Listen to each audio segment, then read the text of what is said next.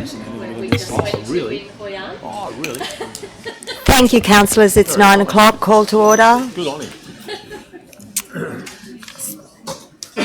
So good morning, everyone, and welcome to all community members that have joined us today, any visitors, guests, our local media. Ruby's here to our June 2019 council meeting. For those that are joining us for the first time, please understand this is an open meeting of council for the public to observe council in the decision-making process.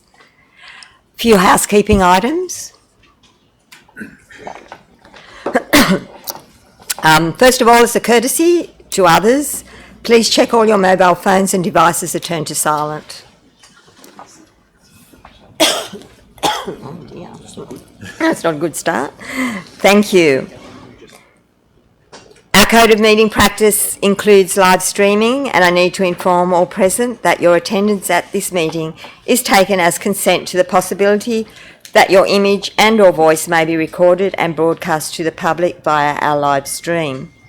Also be aware, according to Council's Code of Meeting Practice, in regard to any other audio or visual recordings of the meetings, prior permission must be sought before the meeting, and the decision to allow must be a unanimous decision of Council or the committee.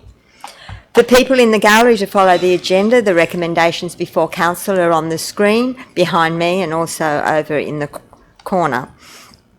And everyone is welcome to join us for morning tea at approximately 10:30. So welcome councillors, General Manager, Director Fish and Mitchell, and any of the staff that have joined us this morning, and also to the viewing public. We'll start with the opening prayer at item number 1. Dear Lord, help us in our deliberations today so that our decisions will be for the greater good for the whole of the Kempsey Shire. Amen. And our acknowledgement of country, and council acknowledges that this meeting is being held on the traditional lands of the Dunghutti people. Apologies and application for leave of absence. We have one apology asking for leave, which is Councillor Patterson. Thank you, Councillor. It's been moved by Councillor McGinn, seconded by Councillor Saul. All in favour of granting that leave? Aye. It's been carried. Confirmation of minutes of the meeting for May. We have a recommendation to confirm those meeting minutes. Do I have a mover? Madam Mayor, I'd like to move it with a one-word amendment, please. And that is? On page 17 of the minutes, in point 2 of the declaration, after the word, or in the resolution 461, which was to do about moving the climate emergency declaration to the workshop. Point of order, Madam Mayor. Yes, I'm just wondering, doesn't our new code of conduct actually say that any amendments to the minutes have to be in within a certain number of days? So we can't do that at this meeting, I understand. It was submitted and you declined to make that change. Okay, so councillors will need to determine whether they want to make this change or not. Thank you. Oh, and we need to get a seconder. So if you can continue. I haven't finished, Madam Mayor, thank you.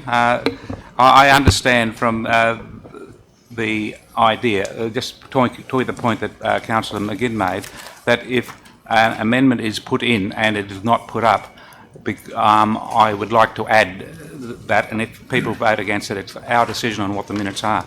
So I would like to add moving the climate emergency issue, which is the notice of motion I moved, but it was then amended, make it the climate emergency declaration.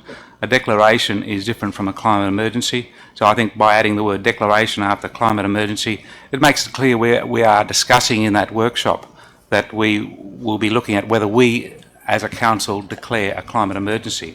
That was the point of order. Are you trying to I need to clarify. I'm just adding the one word. But is that what was in the what we decided on or not? It was, we can't go back and re-debate and change minutes. Through Madam Mayor, staff, as they put the minutes together, believe the matter that was discussed by the councillors was certainly part of the discussion was about a climate emergency declaration, but when it came down to the actual resolution of council, the council were talking about a climate emergency to be considered in the workshop, not just a declaration, but the broader scope of a climate emergency. Hence, the word declaration was not put into the minutes. Thank you. So I've moved it, Madam Mayor. If someone seconds it... Is anyone prepared to second that? Anyone seconding that? I would accept the fact that I wasn't there at the time. So you can't. Okay, that's lapsed. I need someone to move the minutes. I'll move it as is then, Madam Mayor. Thank you. Do I have a seconder? Thank you, Councillor Shields. All in favour of the minutes? I would just like to point out, whilst I don't intend to move an amendment, there is an error in the minutes which I highlighted earlier, which hasn't been corrected. Therefore, I've got no option but to vote against the minutes, because I don't believe we should be bringing it up. I didn't alert the staff to what exactly the error was. I said there were other errors in the minutes, and I suggested they review the minutes for them, and it is still in the minutes. All in favour of the minutes being moved? All against? The minutes have been carried. Any disclosure of interest? Thank you. I'll take Councillor Saul, then Councillor Horval, then Councillor Williams, then Councillor Shields. Thank you. Thank you, Madam Mayor. I wish to move a non-significant, non-pecuniary interest in item 9.2, the Saleyards. I have property in the vicinity of the Saleyards. Councillor Horval. Madam Mayor, I moved 3 disclosure of interest at the forum yesterday. I'd like to bring them up again as disclosures, and I'd like to put in an additional one, which was the item 9.5, a DA T6 1977, which is the multiple dwellings and subdivision at Southwest Rocks. I declare a non-pecuniary insignificant conflict for the reason I know 2 of the 4 owners of the land. Thank you, Councillor. Councillor Williams. Thank you, Madam Mayor.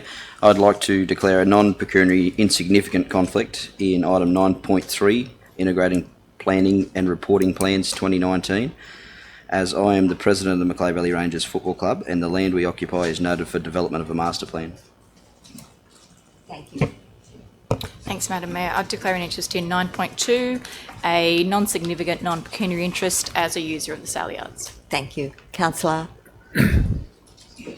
Declare a conflict of interest in 9.1 as I did last night, in as much as I live within three nautical miles of item 9.1, much as I live within 3 nautical miles of the airport, as do other relatives of mine. Yep. And I declare a significant pecuniary interest in item 11.3 as it relates to my remuneration, and I'll be leaving the chamber when that's debated.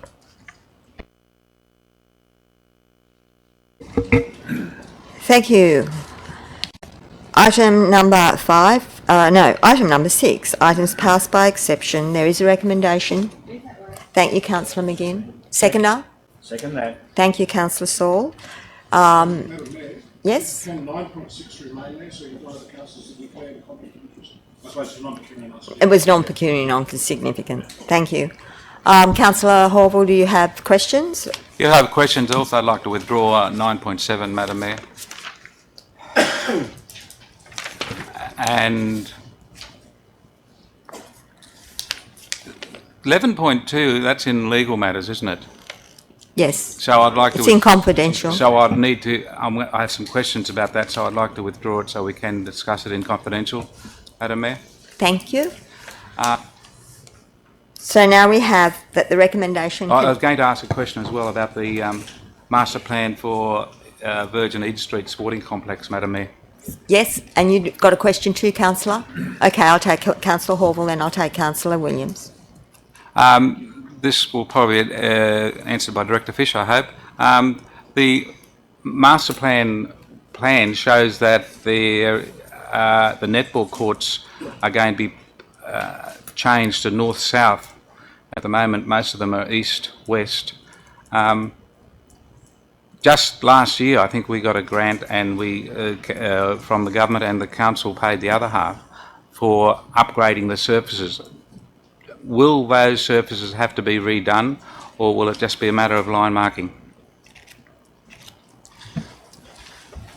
Through you, Madam Mayor, I think the intention would be for the court areas, given the new asphalt surfacing was placed on it, the intention would be, I think, were an acrylic type surfacing to go over the top of the asphalt, which would then have new line marking, obviously over the top of that.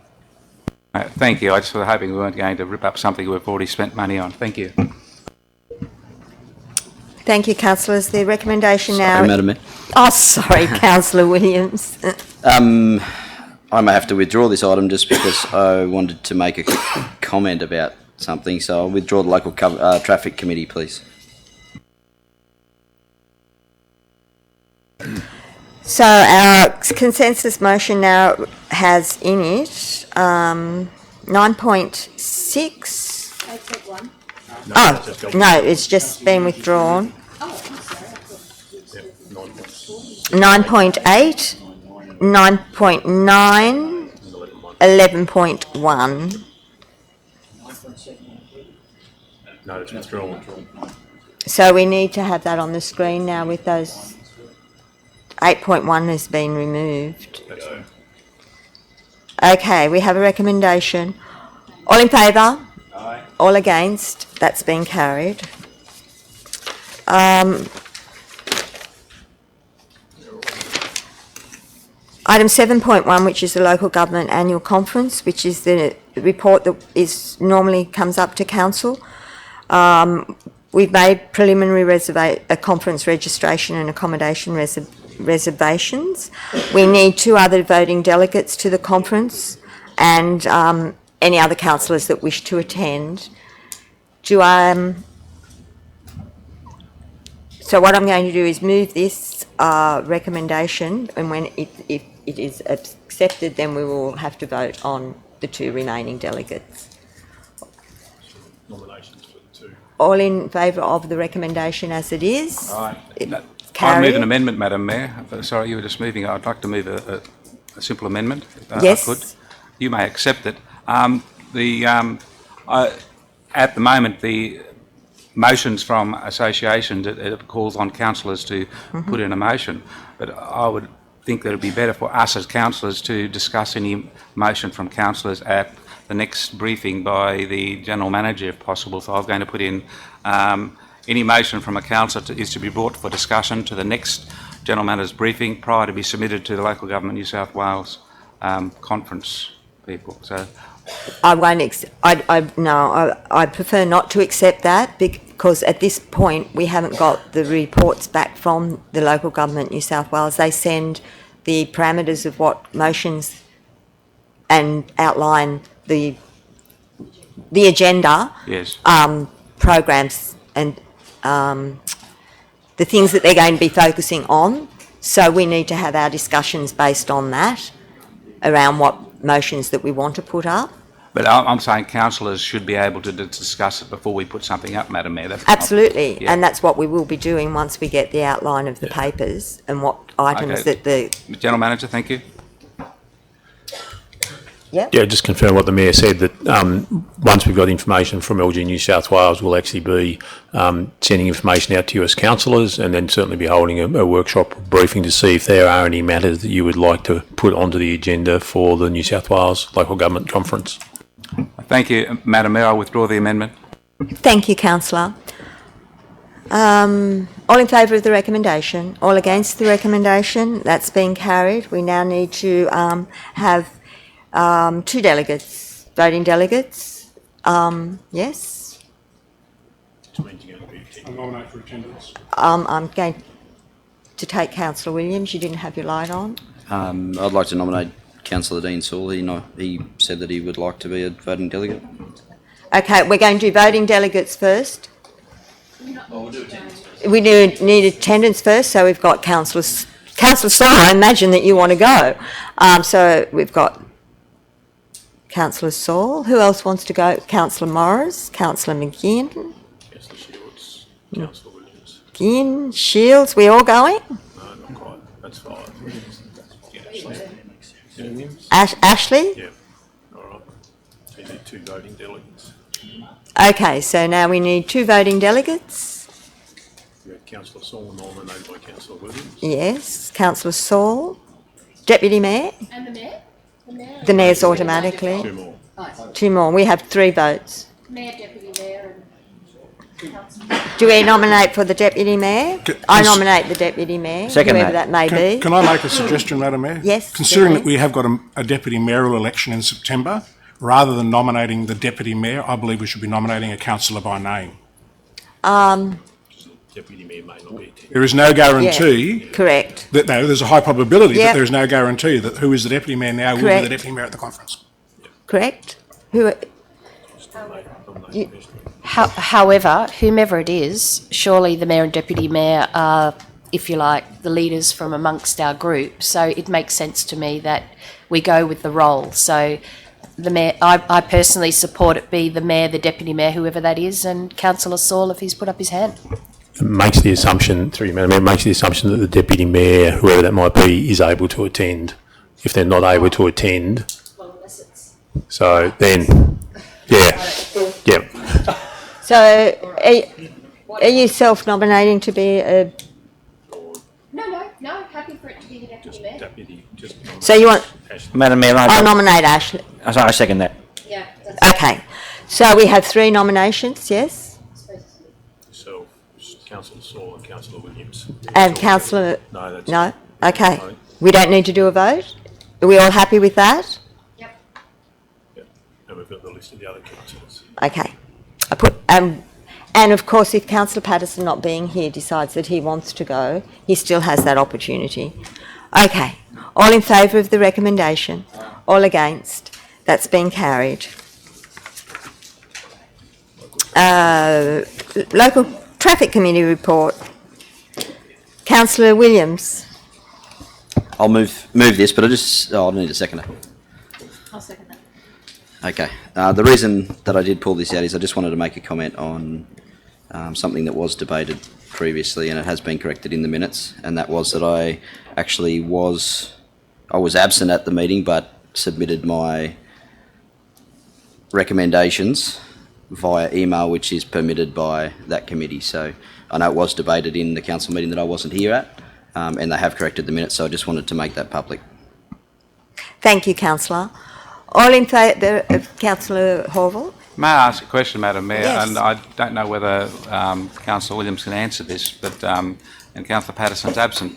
But on page, or the last page of the minutes, it talks about B double road in North Street along Cochrane Street for B double access to Williamson Brother Removals. And it's now voted in favour. I remember that 2 years ago this very same issue was brought up at the Traffic Committee and voted down at that time. What has changed since then?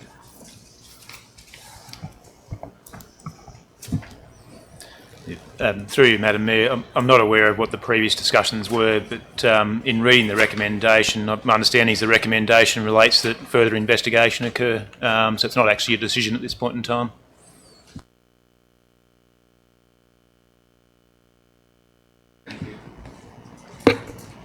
I put the recommendation. All in favour of the recommendation? All against the recommendation? The recommendation's been carried. Item 9.1, I'd like to Kempsey. move that, Madam Mayor. Thank you, Councillor. Do I have a seconder?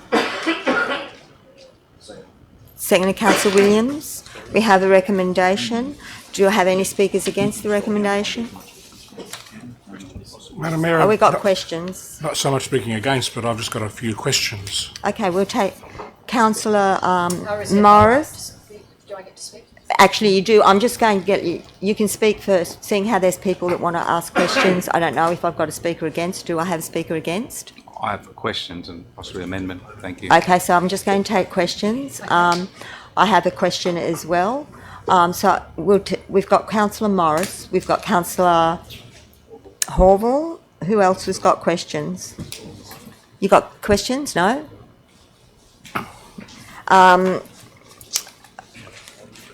Yeah, and then you? Yeah, okay. So we're going to take Councillor Morris first, then Councillor Horval, and then any other councillor who wants to ask a question, if you could put your light on and just say question, so I know it's a question and you're not debating. Thank you, Councillor Morris. Just a couple of questions, probably to the General Manager or to Director Mitchell.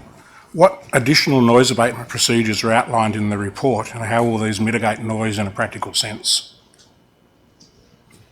Why has Council not included such procedures as to require the fitment of mufflers that I believe are available as an aftermarket fitment from the manufacturer that reduces the noise of the aircraft by about 3 dBA? Why are we not considering restricting the areas for simulated engine failure? Is it worth investigating the power pitch settings such that they minimise noise as opposed to minimise fuel consumption?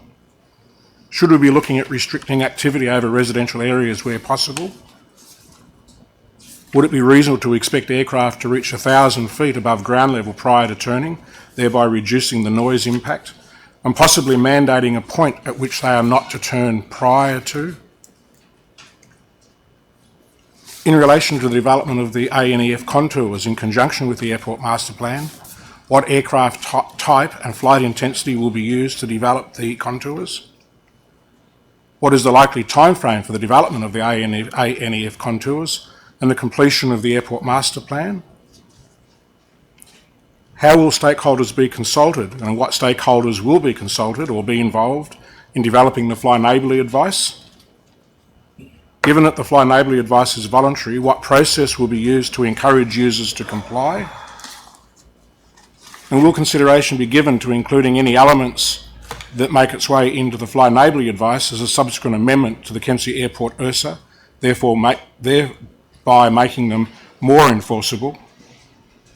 And what ability does CASA and or Council have to endorse matters contained within the URSA? I'll just make a couple of comments. There's a lot of questions there, so you may need to repeat some of those. We'll see how we go at answering them.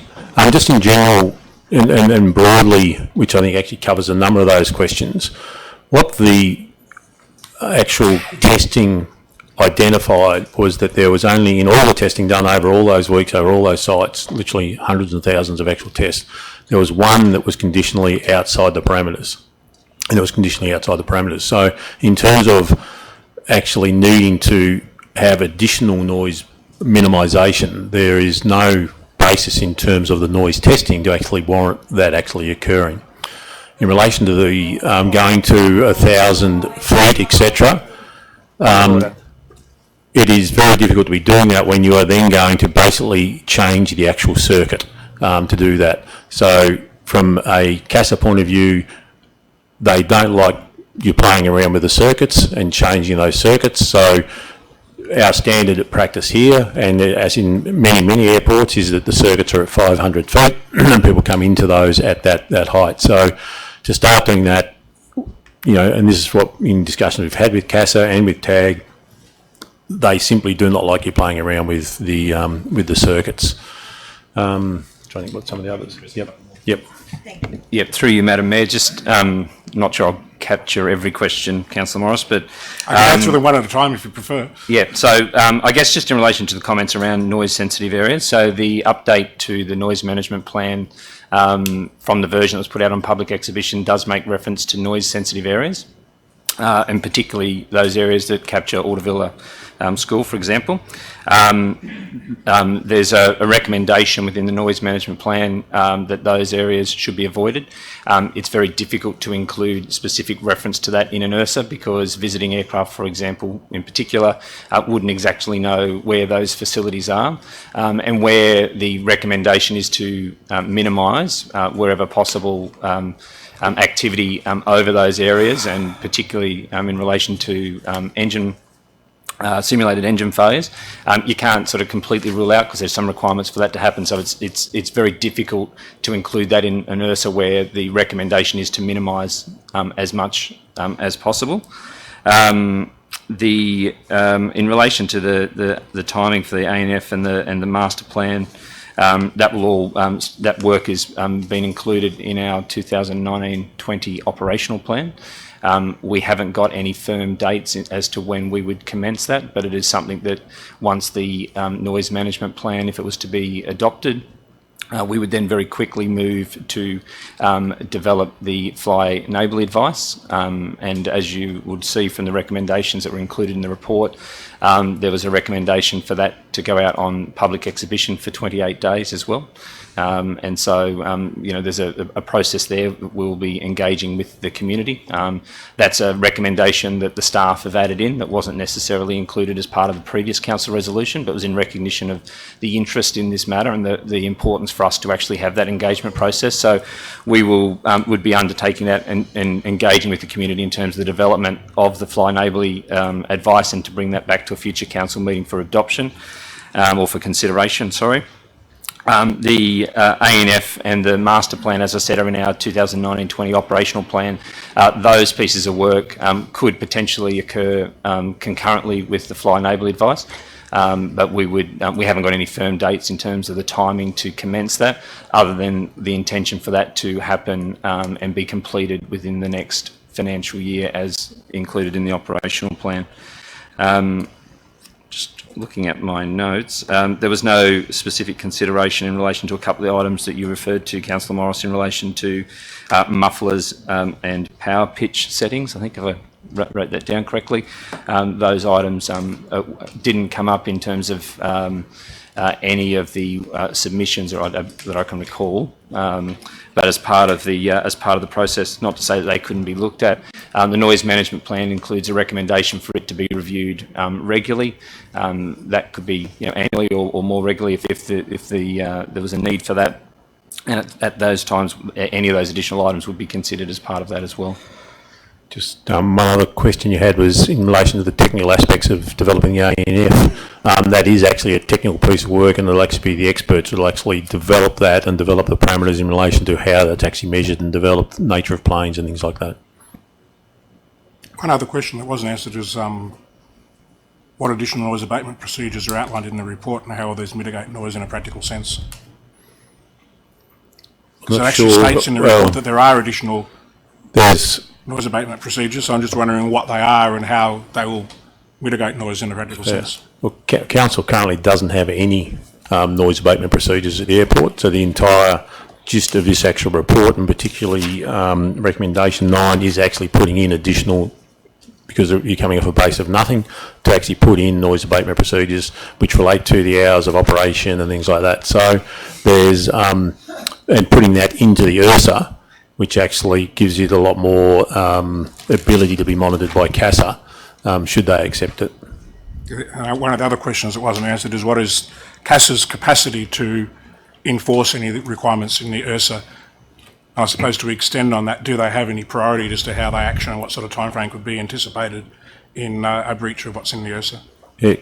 CASA's capacity is a question you'd have to ask CASA. We've got no way of knowing what their capacity is. They're certainly their number one priority is in relation to air safety, and hence, you know, if there was a major air accident that involved the death of someone, then that would be their number one priority. Just a further question, Madam Mayor. In the comments to the matters in progress made on the 19th of February, the General Manager made the comment that any extension to hours would require a development application.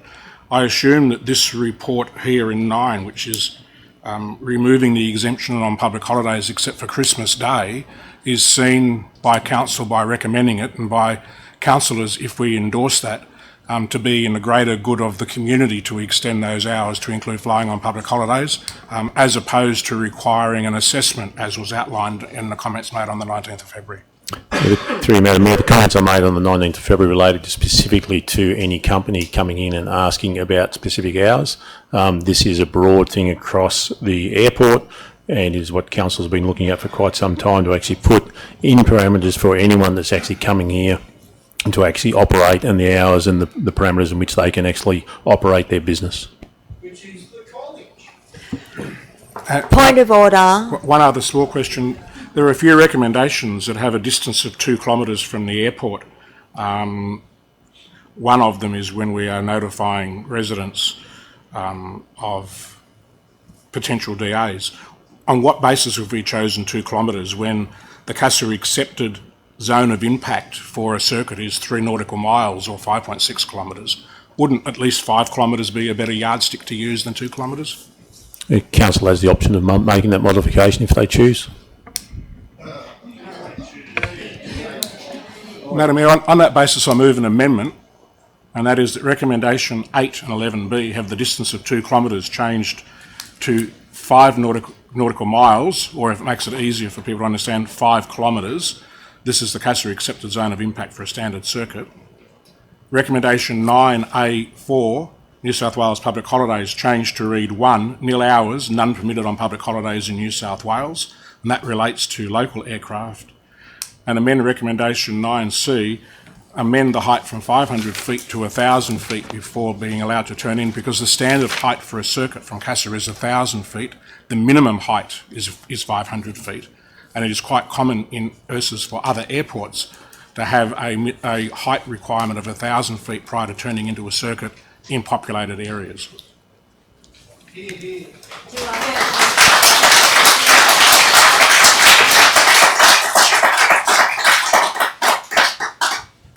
Question, Madam Mayor. Councillor got questions, but I've got an amendment. I need to deal with the amendment before we move on. Well, I'll second it, Madam Mayor. I need to have a seconder before we can move on for the amendment. I'll second it, Madam Mayor. But also So questions. we have an amendment. They're minor changes. Do you want to consider absorbing them into the mover, the seconder? No. Your question, Councillor Horville, then I'll take Councillor Saul.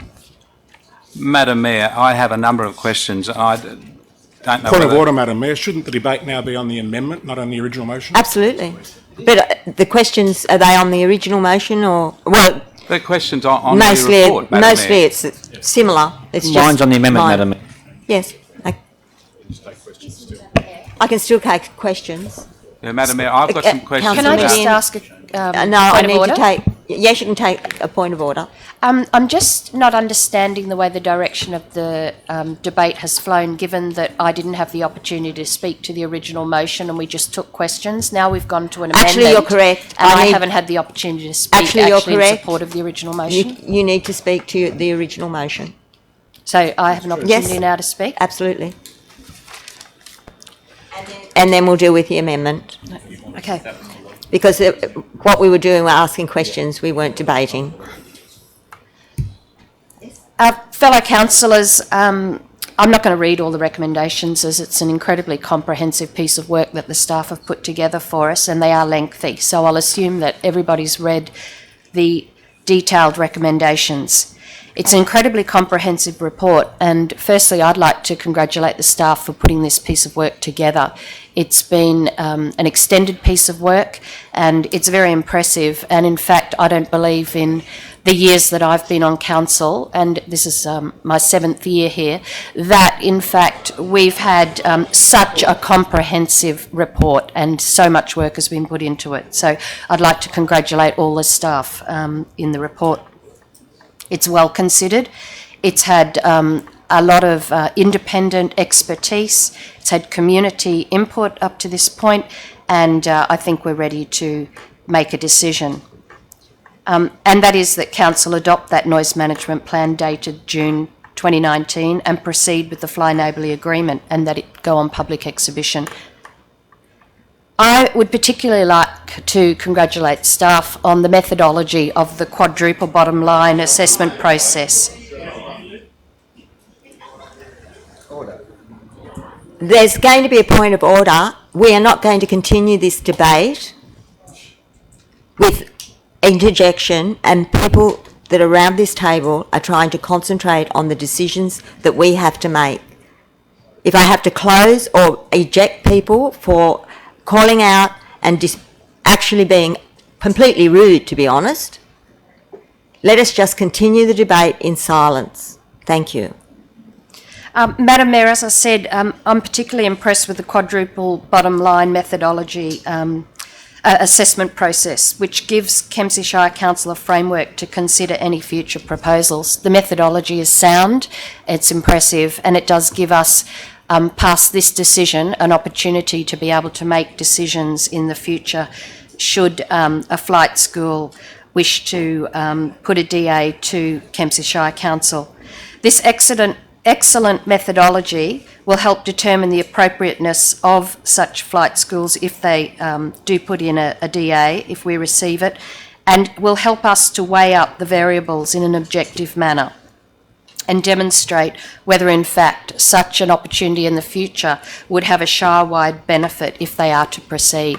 And I think the fact is we've understood and we've listened to the community, and if there is not a Shire-wide benefit, then such a proposal of a flight school without economic benefit to the community obviously would not proceed using the quadruple bottom line. It's a very simple but a good methodology, and so I thank the staff for coming up with that methodology.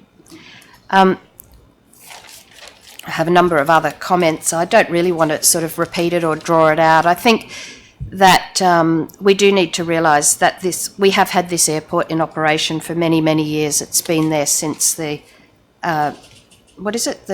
1936, the airport has been operating there. It is a community asset and it must be managed for the benefit of the total Shire, and the council does recognise that the whole of the Shire needs to be brought along with any decision making.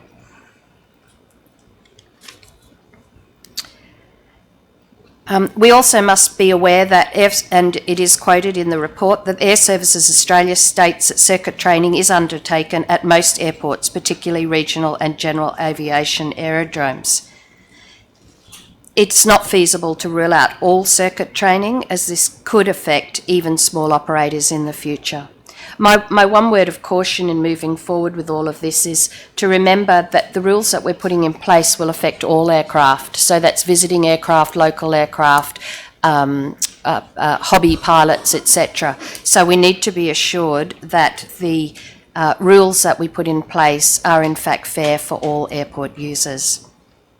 We need to take a long-term view as a council, and I really do think that we should adopt the recommendation in its entirety as it is. And once again, I do commend the staff for the excellent methodology of the quadruple bottom line assessment tool in moving forward. So I commend the recommendations.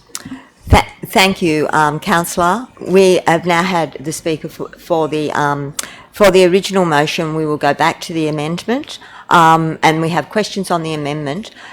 Do you wish to speak to your amendment first? Not really, Madam Mayor. The methodology for 2 kilometres to me just does not hold water, particularly when we're notifying people of potential development. The 3 nautical miles is the impact zone for a circuit. Therefore, we should be notifying residents of potential DAs to that distance.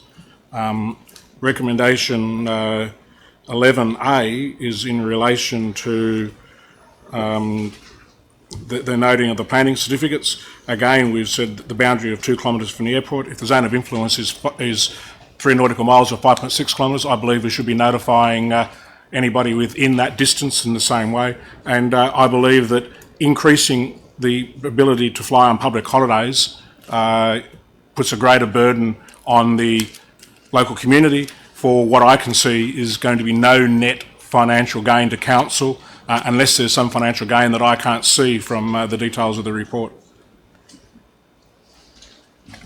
Madam Mayor, can I just get a point of clarification from Councillor Morris, just in relation to 11.11B and the previous one above it. The distance you're talking about is 5 kilometres, you just want to be clear, or the 3 nautical miles? 3 nautical miles or 5 kilometres. Okay. 5 kilometres is rounded down from 5.6, but I think that at least captures the majority of the residents that would be impacted. Yep, that's it. So if we put in the 5 kilometres... And people understand 5 kilometres, they don't understand 3 nautical miles. We'll put 5 kilometres.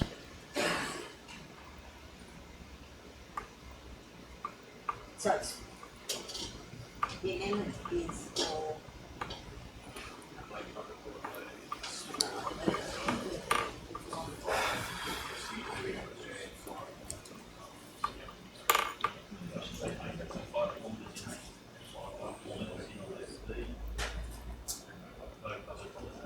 984.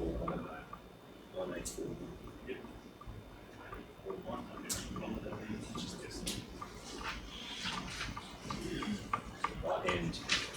I'm not sure if Councillor Morris is finished, and Councillor Morris, I can't see your light. So if you're finished? At the moment, yes. Thank you. I may have some more later on.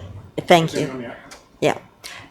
And you realise this is the amendment, so you don't get the right of reply, but you can ask questions. Councillor Hawthorne. Madam Mayor, I have a series of questions I'd like to ask about the Noise Management Plan and Fly Neighbourly advice that was given to us by the Airport Group. This wonderful document with lots and lots of information in it. So I presume I'll be asking Director Fish on this. Is it possible, Manager Thorogood, to have page 3 of the report put up for people in the gallery and my fellow councillors to see, please? Are you debating the amendment, Leo? I'm asking questions, Councillor. Which he's entitled to do. On the amendment? Yes, he can ask questions on the amendment. But the amendment incorporates most of the original motion. Is that 3, Madam Mayor? Just to clarify, is that page 3, headed 1.4 limitations? Yes, that one. Thank you. Director Fish. Mitchell. I'm sorry. I worried you there for a second, Director Fish. The local... Sorry, looking down the limitations... Just a moment. Councillor Morris was speaking out of turn just then. Thank you. My question... You already had picked up your mistake, yes? So you were directing this to to Director Mitchell, right? Director Mitchell, Thank yes. you. Thank you very much, Madam Mayor, for redirecting me. I was wrong. In the second last dot point there, it says that local traffic regulations listed in the URSA must be in accordance with aviation safety and operational regulations and should be followed by all aircraft operators at the designated airport. If a local authority wishes to amend or list a new operating procedure in the local traffic regulations, it should be referred to CASA and Air Services Australia or Air Services Australia ASA for review. So if we pass this motion today to have that URSA, it may not necessarily be adopted. Is that correct? Yep. I can answer that, and the report makes that very, very clear. There's a note actually underneath recommendation 9 that this still has to be adopted by CASA. That's correct. Okay. So in the last paragraph on that page, Director Mitchell, it talks about that it is recommended. This is a recommended from the aircraft group, the people we asked to give this report. It is recommended that Council conduct a risk assessment with operational stakeholders, example, regulatory and airport operational stakeholders, before implementing changes to operational procedures. Have we undertaken any risk assessment as advised by the aircraft group? Through you, Madam Mayor, that relates to, and it's quite clear in the report, that it actually talks about future changes. We're not actually making any major change in this at all, so the risk assessment would be, should there be future changes in the operational areas? These hours are pretty well exactly the same as what they currently operate, give or take a little bit in relation to public holidays. So therefore there is no need for a risk assessment at this stage, but in the future, should something come in that sees changes to the operational areas, then a risk assessment would be undertaken. So you're saying, Mr. General Manager, that the URSA is not a change at the airport? In terms of its actual physical operations, it basically is changing very, very little at the airport. Okay. Thank you. Could we look at on page 40 of the report, please? It talks about Councillor Hovell, are you talking about on the noise management plan? Yes, I'm asking quite questions about the actual advice. Thank you. Thank you. And it talks about circuit training operation hours. And then over the page, on page 41, well, we're still getting there, sorry. Actually, I have to add 5 pages to it because I've got extra pages in it. So it's page 41 is probably page 46. No, it's actually 41 at the bottom of the page I'm talking about. So it has the actual suggestions from TAG that the hours as per the URSA are there listed, and it does say Christmas Day no circuit training. Why did TAG say Christmas Day no circuit training when they haven't addressed any other public holidays? I'm wondering why they selected that particular public holiday above others. I haven't been able to see anything in the report why they've selected that public holiday.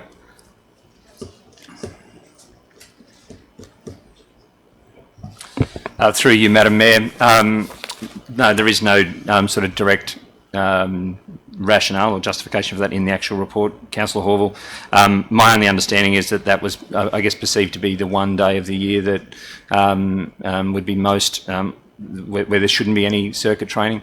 I guess up in terms of, what councillors want to do with it, that's in terms of your decision today in relation to public holidays. Through you, Madam Mayor, I might just add that as Council have been informed before that other than one airport we can find no other airports that have circuit training have any restrictions on public holidays whatsoever. Thank you. Another question on flight heights on that page 41. It says normal circuit operations occur at 1,000 feet above the airport elevation. As I said at the briefing last night, that's the airport elevation, but the height of the water tower at Green Hill, the base of the ground there, is probably 100 foot higher than that airport elevation. So according to this, it would be possible to fly over at 900 feet above the water tower. So I'm wondering why they did not go.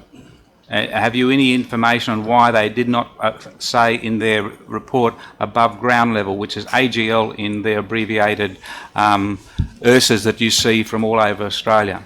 Through Madam Mayor, these are general statements that TAG have put in there. They're not specifically related to the Kempsey Airport. They're actual general comments. If you read under 5.1.2 circuit training, they're just saying those are the things that CASA require in relation to the types of things. So it's a general comment that normal circuit operations are 1,000 feet above an airport elevation.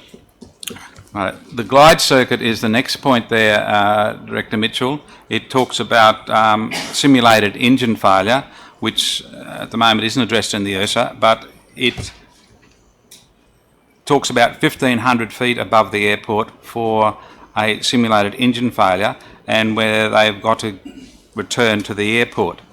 A low-level circuit is at 500 foot above the airport. This is to simulate poor weather, and during the type of air circuit, the aircraft will avoid flying over built-up areas. We have no restrictions, it appears, in the URSA about doing 500-foot low-level circuits above built-up areas, and why would that be? Through you, Madam Mayor, my understanding of these low-level circuits in particular, these are particularly done as the aircraft takes off, and therefore you can't push them out into other areas. Again, I go back to the original early statements. All the noise testing highlighted one conditional issue over, or that may have been over the limits. So there is no basis in terms of noise assessment to be changing what is standard practice for CASA across the country.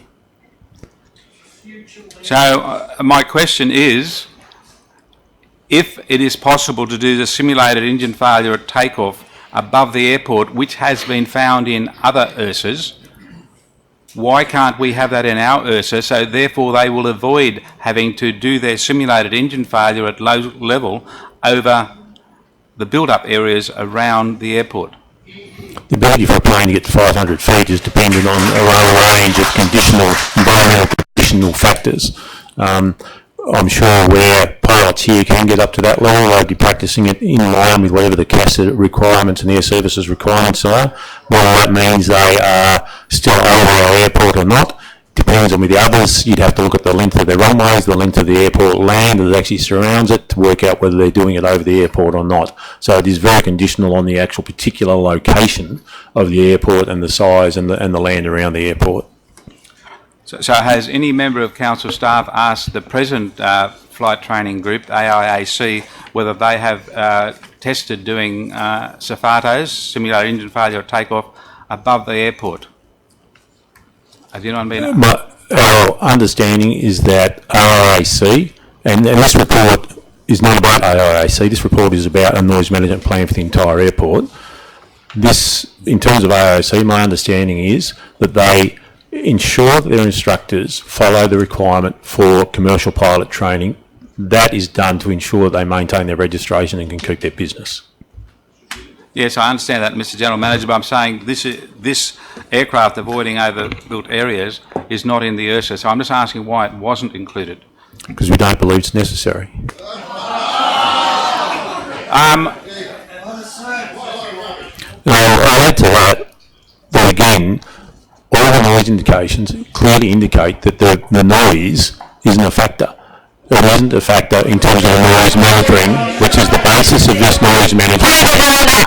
I have requested before that the gallery tries to remain silent and keep their interjections to themselves and give the General Manager the respect that we have always given the people from the airport group when they have spoken at this public forum.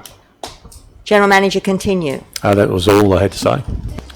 So, okay, I did miss it too, so you need to. Madam Mayor, it's okay. We'll try and get it back on the screen. Thank you, Councillor. Page 45, Madam Mayor. Noise abatement benchmarking.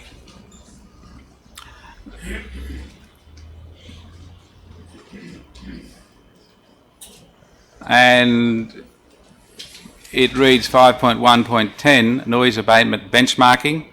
And the first paragraph makes very interesting reading in that there can be restrictions on flying activities which may be used to manage the noise that impacts on the community's amenity. That's the middle sentence there. The information included within the published URSA documentation reviewed includes guidance of preferred runways, circuit direction and operating altitudes for aircraft. Now, this is a recommendation from the benchmarking that we have to look at circuit direction, operating altitudes of aircraft, and it looks at, in Appendix D, the benchmarking of Australian airports operating restrictions in URSA. The information published in the URSAs, some airports have developed documents with more specific guidance relating to noise abatement procedures. So, and I'm holding up these two reports, the Evan Head Memorial Aerodrome report and the Moorabbin, where is it? I did have it here. Moorabbin Airport Fly Friendly Program. Did staff consider either of these before they, on how to abate noise in the URSA? Can I just clarify something? The point that you actually made that this is a recommendation, the comments in here actually in the TAG report aren't actually a recommendation, they're actually just a statement again of facts and things they actually looked at.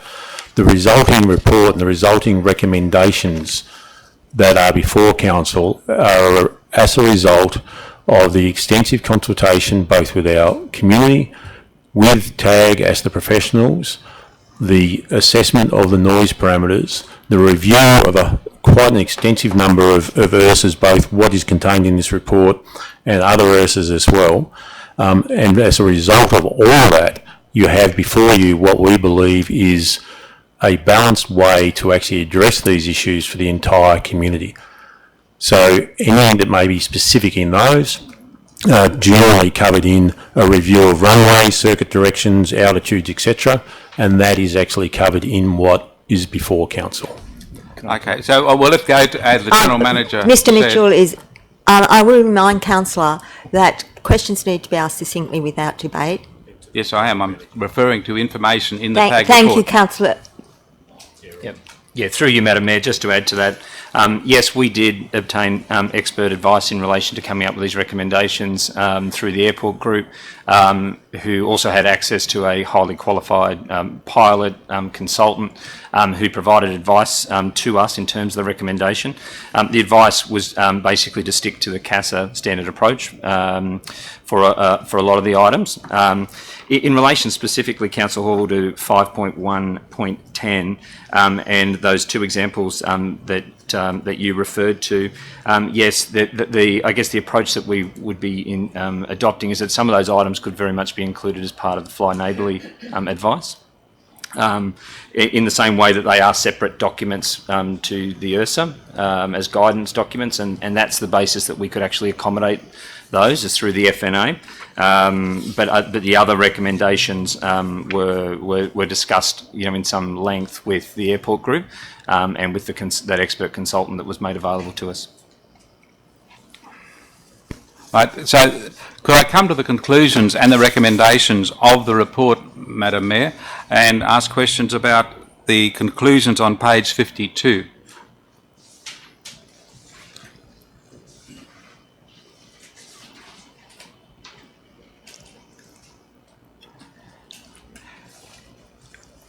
In the fourth paragraph down, beginning noise management strategies, at the end there, or halfway through, it says the noise management strategies proposed in this final NMP relates to hours of operation, circuit training operations, runway use, altitudes of operation, flight tracks, aircraft noise standards, and standard operating procedures.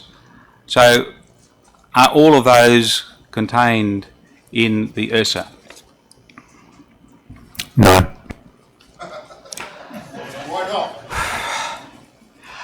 Final paragraph, and again, this is a conclusion, and it's also in the recommendation. Final paragraph, it says, it is recommended that Council conduct a risk assessment with operational stakeholders before implementing changes to operational procedures.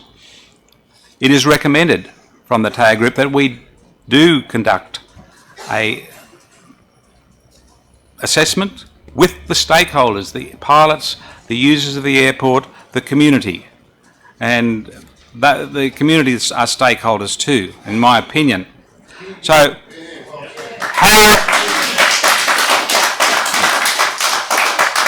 how and when will this risk assessment on the changing procedures at the airport be undertaken? Is there a timetable for that? That has already been answered in the previous question. Page 54, the recommendations. Thank you, Mr. General Manager. It again talks about risk assessment. And the risk assessment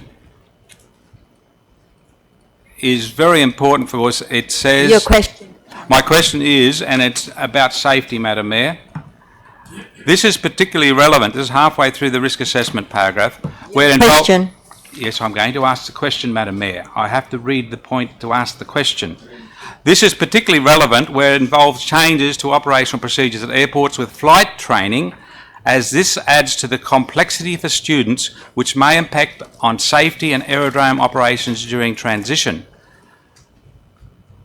My question is, how are we going to keep our airports safe according to this recommendation to involve the stakeholders, especially the pilots being trained, so that they are safe?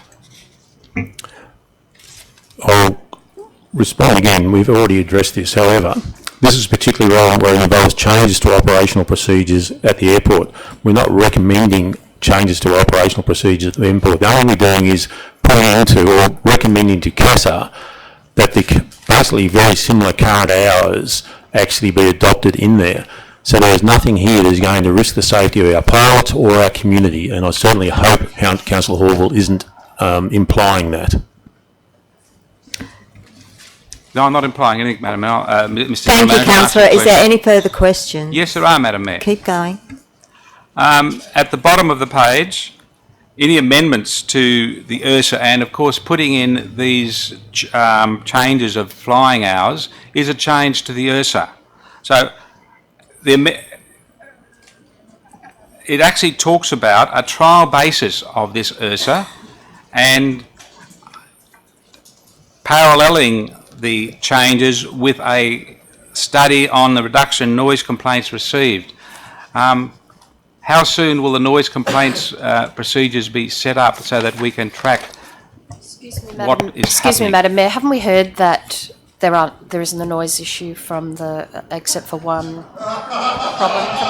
Can we just have that clarified, because we seem to be going round and round in circles debating things. I'm not going to take that point of order, but councillors always have the option of putting. We haven't had a speaker for and against, so I guess Councillor Horville can ask questions for the next 3 hours, really. Well, I really think that we're going on and on and on and not really getting anywhere. Madam Mayor, I have no intention of asking questions for that long. I only have a couple more. Yes, of course he has. Off you go. Thank you, Madam Mayor.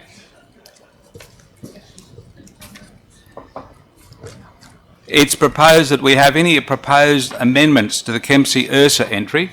We already have an URSA entry. This is it. There's no flight schedule or anything on it anywhere at this time.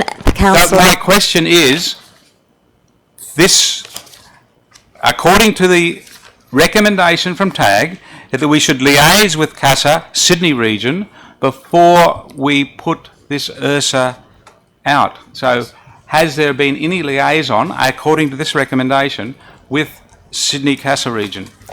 No, Madam Mayor, no, it hasn't, because we can't do that until there's a resolution of council to actually put something into the URSA, and as we highlight in the note at point 9, it is still up to CASA to determine whether or not they will actually accept this as part of the URSA. So what happens from here, Councillor Horville, is that should council adopt the recommendations that include something to go into the URSA, we will then liaise with CASA on the possibility of actually including those, and they will make the final determination on whether or not it is actually included and updated. Yep, can I add to it? Yep, and through you, Madam Mayor, changes to circuit training hours are not a procedural change that affects safety. It doesn't? Okay. Thank you, Director Mitchell. In the Moorabbin Airport Fly Friendly Program 2011, Director Mitchell or General Manager Milburn, it talks about altitude, and I'm wondering if this has been considered in our URSA, because I've already asked questions about this. In the second part of the altitude report on Moorabbin, it says, except when in the act of landing or taking off, the minimum height fixed-wing aircraft will fly is 1,000 feet over inhabited areas or 500 feet over uninhabited areas. Now, we actually haven't distinguished between inhabited and uninhabited area in our question? URSA. Why didn't we consider inhabited and uninhabited areas, which is able to be done in URSAs? Council staff and with TAG have considered all the aspects of the area, the geography, the housing, etc., and have come to the conclusion of the recommendations before council. So it wasn't considered? That's not what I said, Councillor Hall. I said we've considered all those aspects and the recommendations are as they are. Councillor, Okay. the answers you. are without debate. Thank you. No, I'm not debating. I was asking for clarification. Thank you, Madam Mayor. Those are my questions at this time. Councillor. Just on the back of some of those questions from Councillor Horville, could I ask Director Mitchell just on that last point? So this report goes to Sydney, and on that last point about 1,000 feet above inhabited, is that a CASA requirement that they would insist on? Yep, through you, Madam Mayor. I can't comment on what CASA can insist on, because we haven't had any conversations with them about this, because it's subject to the council resolution. So, we'd only be able to deal with that once we engage with them, Councillor Baxter. So if we accepted, second question there, Madam Chair, if we accepted Councillor Morris's amendment about 1,000 feet, that wouldn't that wouldn't be, CASA would then look at that, would they, or how would CASA see that? Yes, that's my understanding. And they would just judge it on what we want and compared to what their standard procedure is. Correct. And could I ask a third question? If we bring back point 7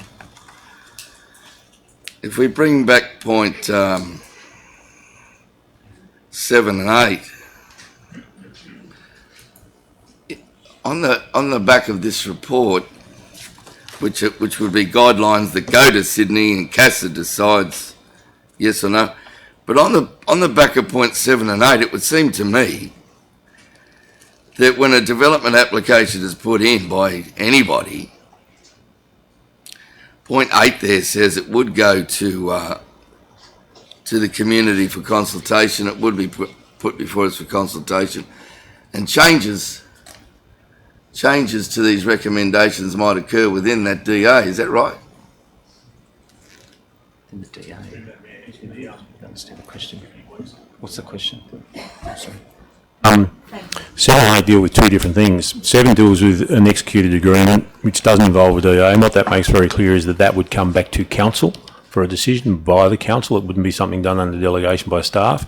And point 8 is about development applications, which would involve community consultation and that extended range of communication, community consultation.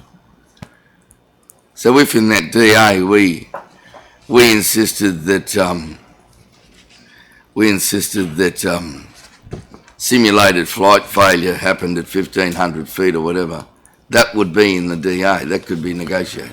No, the DA deals with the actual development, which would be a building and the operations of the building. What you're talking about is something that is in the air, which is actually managed and controlled by CASA. It's not something you can put in a condition of consent. Ah, okay. Thank you. Madam Mayor, through the General Manager, but in addition to that, you could put a condition of consent to the DA that they comply with the Fly Neighbourly advice. Is that not correct? And the Fly Neighbourly advice could include such restrictions. Mind you, we can't make it so that simulated aircraft failures occur at 1,500 feet because they have to occur at 500 feet due to CASA training requirements. But would it not be possible to put in a DA that a condition of the DA is they comply with Council's FNA? I would have to take legal advice on that. I wouldn't like to sit here and say yes, I can guarantee that. I'd want to get legal advice because it's actually dealing with what they're doing in the air, not dealing with what the subject of their DA would be. Can I speak against the amendment? Yes, you can. And then I'll take questions from councillors. Madam Mayor, I'm just speaking against the amendment. I guess my point being that it seems to me Kempsey Shire Council has done extensive research using independent experts to form the final report. If there's anyone that thinks that there hasn't been extensive engagement with independent experts in the community, I would be very surprised, because this has been going over an extended length of time and a number of experts have been employed to form this final report. And yet now we have individuals who do not seem to want to accept the findings and the reports and the recommendations which are before us. I mean, why would we go and engage independents, expert advisors who understand the nature? Madam Mayor, I'm offended by the continual backlash that's coming from the community who are not prepared to let us have a word. Now, I didn't interrupt Mr Ulrich when he spoke last night, and I expect that he does not interrupt me today. I accept that, councillor. But I think if I try to clear the gallery of all the people that are being rude today, I think we would still be here for a longer time. So just continue. So, Madam Mayor, the point, councillors that want to ask questions. Thank you. The point I will repeat is why engage independent expertise and go through this whole process if we're not prepared to accept their recommendations and findings? So why reject that? We have to believe that they're the experts. We have to believe that we've done an extraordinary amount of work on this. We've had an extraordinary investment in terms of dollars and also staff commitment to form these recommendations, and I think that they're sound and logical and they should be accepted in their entirety. Have you completed? I'd like to speak in favour of Madam Mayor. Madam Mayor, I have a question, Yeah. thanks. Yes. Um, Councillor Williams has had his light on for quite some time. Have you got a question? yeah, I'll just have two. Oh, you want to speak again? Just two quick questions. Yes, certainly. Thank you. One's already been answered. I was going to ask about the public holidays. That's already been answered, so I won't ask that again. I just wanted to know some clarification, and this may not be able to be answered, but within the low level circuit, and Councillor Horville touched on it, that it says that it, 500 feet above an airport to simulate poor weather. What do they classify as a built-up area? Is it 10 houses, 100 houses, 50 houses? Oh, yeah, I just want to know the answer, thanks. Yeah. And the answer needs to come from either the director or the general manager, not from the gallery. I'm not aware of a specific definition of that, but having been involved with 3 airports now, myself, a build-up area would tend to be over an urban area, not a rural residential area. Thank you. You're speaking for the amendment. Yes, Madam Mayor, thank you. To me, the sticking point for the original is that fact that it's going to allow flying on public holidays except for Christmas Day. We now know that there's no particular reason why TAG put that forward. So that's not in the report, and I've asked that question and had it answered. We don't know why Christmas Day was excluded from flying, but all the other public holidays was included. Now, yes, Christmas Day is a very important day in our cultural calendar, as is Australia Day, as is Good Friday, and what I'm actually trying to make the point of, if we exclude one public holiday, we should exclude all of them, which is what is in Councillor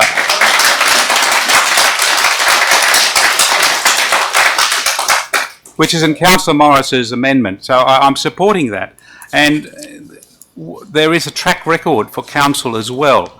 Council included in the motion that was put and carried at the Council meeting on the 26th of June that the General Manager renegotiate the agreement with AIAC to prohibit circuit training on public holidays until the Noise Management Plan and Fly Neighbourly Agreement take effect.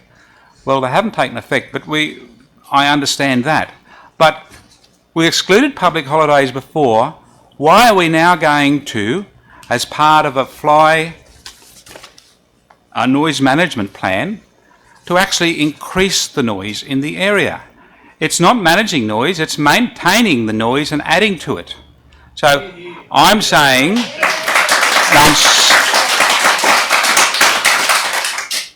I'm seeking the support of my fellow councillors to once again take the step up and say public holidays in Australia are something that's really important. We don't open factories on public holidays. Yes, we do have, as the General Manager made a point earlier, we do have shops open on public holidays, but even on some of them, like Good Friday, no shops are open. So we've got people opening their shops on Christmas Day and on Good Friday, but they shouldn't be. But the point I'm making is a really simple one. If we're going to exclude one public holiday, we should exclude all of them and not maintain noise, but give benefit to the community that surrounds the airport out to the 3 nautical miles or the 5.8 kilometres in the flight training area, that on a public holiday they expect to go out the backyard and have their barbecue and have their friends over, and not without the monotonous movement of aircraft. In our meeting with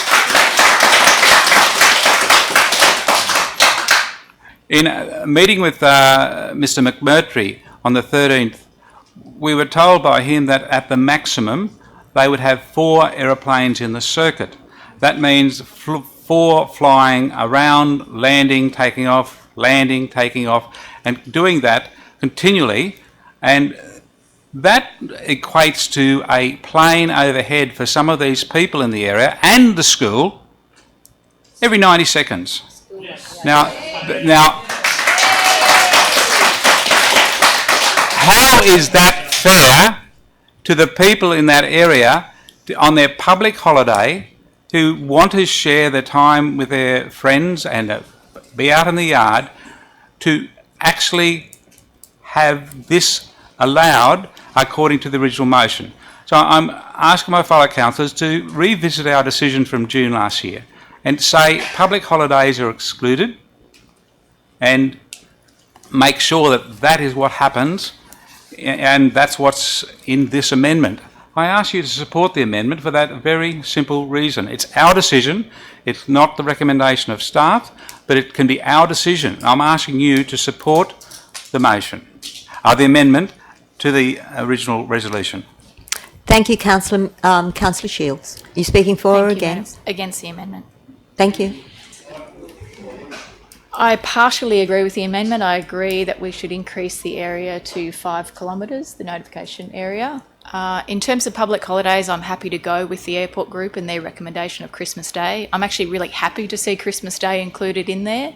I wasn't expecting the recommendation to actually exclude flying on circuit training on Christmas Day, so I'm happy to see it that way. Can I just ask a question? Councillor Horville, have you got more questions? Oh, no, sorry. Councillor Baxter, are you speaking for or against the recommendation? I keep telling you. I have to have someone speak for. But just before we do, you got a question? You can ask your question. I've got a couple of questions, so yeah. Just on the back of Councillor Horville's point there about public holidays, could I ask the General Manager to repeat what he said? I think he said of the 900 regional airports in New South Wales,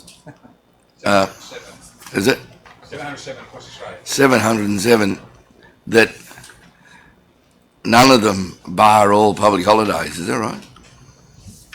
Yeah, there's around just over 700 airports. There's around just over 70 of them that actually specifically talk about circuit training in their ERSAs, and there's only one of those that has any restrictions on public holidays, and that's actually on New Year's Day and for 2 hours on Anzac Day. No others have any restrictions on public holidays. Madam Mayor, a question if I may then, before you start? Yes. Very simple one. Mr GM, how many public holidays, if this amendment is passed, would be affected? Are we talking 6, 8? How many days are we talking?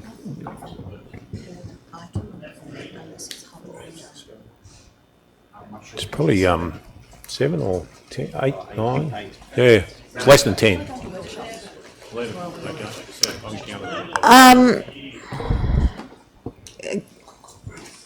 You've got your light on.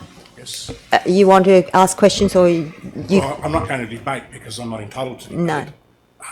But what I would like to ask, seeing that there's been an indication that there is an appetite to consider the 5 kilometres. That was my question. But there are not in others. I thought that council would not have an appetite for a series of amendments, so I bundled them together. So therefore, I ask if, at the opinion of the other councillors, that we consider each of those 3 matters separately. Yes.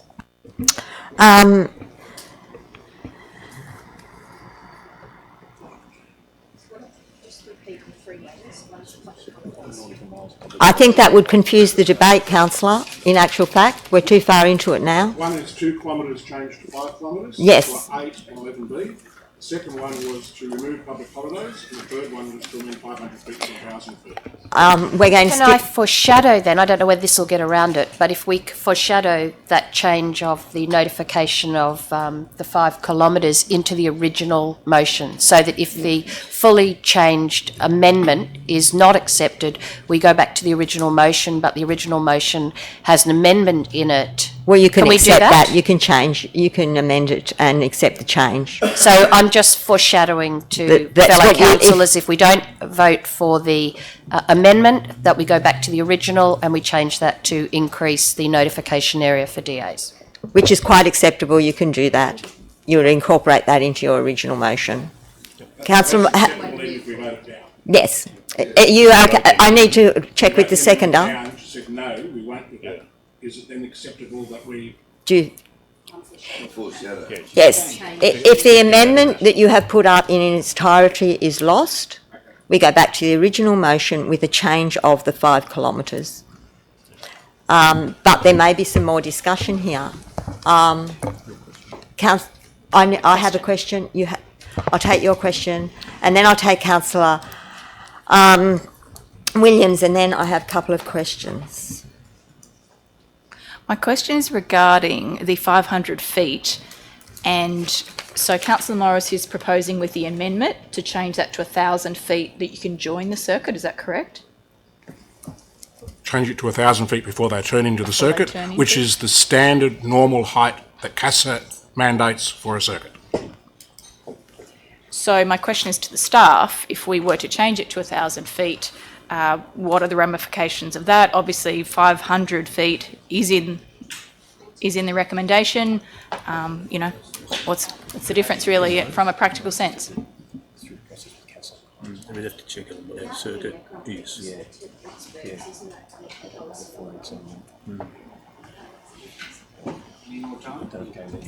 That was also going to be my question, Councillor Shields.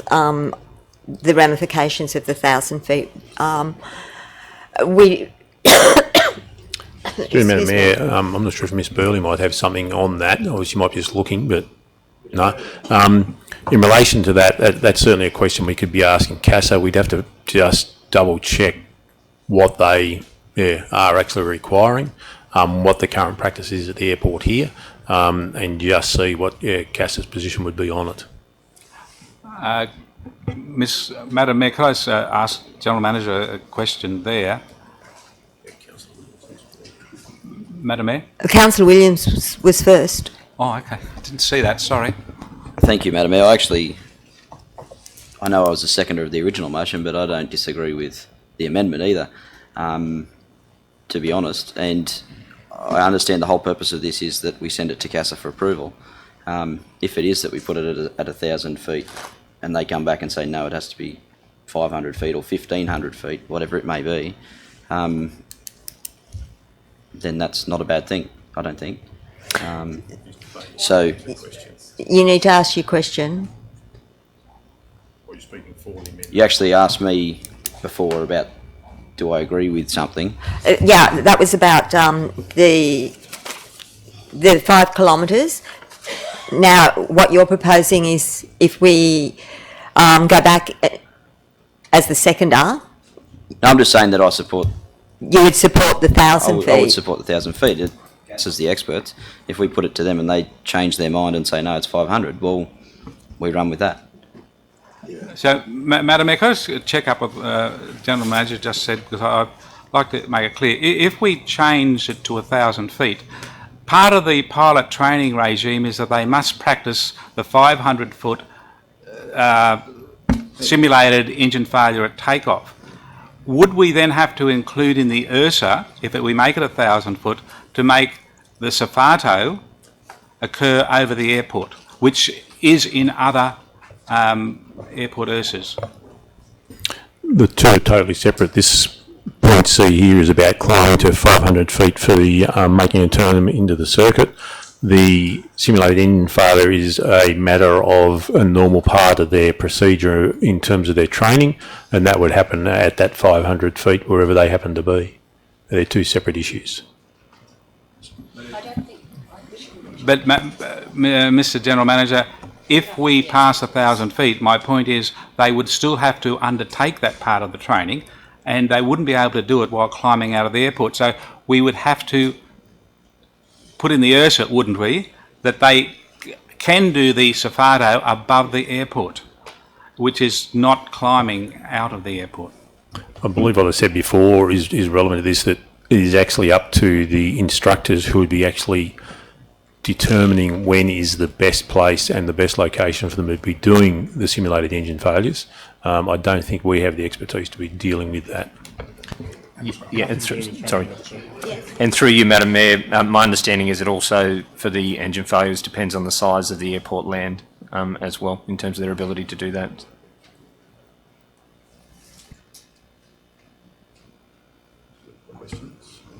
Councillor Shields. Thanks, Madam Mayor. So is it possible to defer just that particular point as such until we can get another or expert opinion on that as such? I understand that this has actually been, the recommendation has actually come based on the TAG report, but obviously as councillors we need to be comfortable with the decision we're making, and I don't understand why it couldn't be changed to 1,000 feet or what the ramifications are. I understand that a normal circuit is 1,000 feet, that a low level circuit is 500 feet to simulate poor weather. I'm not sure as to the proportion of each that need to be included in the training.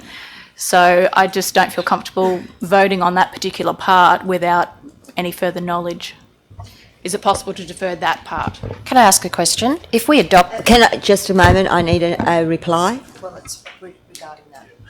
Look, this specific thing is actually talking about an aircraft to climb to 500 feet above the aerodrome prior to making a turn to go into the circuit. So my understanding of reading this is that they've got to get to 500 metres, then they can start to turn. That doesn't mean that at 500 feet, that doesn't mean they're actually in the circuit at that point. They would continue to climb from that. The idea is to get them, in a reasonable distance at 500 feet, and then to start their turn. They'll continue to climb at that point anyway until they actually get into the circuit. So what would be the ramifications?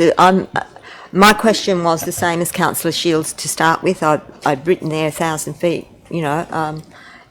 If it's possible that we can incorporate that into a change, that would be a good thing if it was going to not have any implications on, or would it have a positive implication on what we're doing here? So the question that Councillor Shields asked is, can we remove that point and bring it back? I probably wouldn't remove it. What I'd do is reword it to something like, I'm trying to think off the top of my head here, that aircraft are required to climb to 1,000 or 500 feet above the area, subject to consultation with CASA.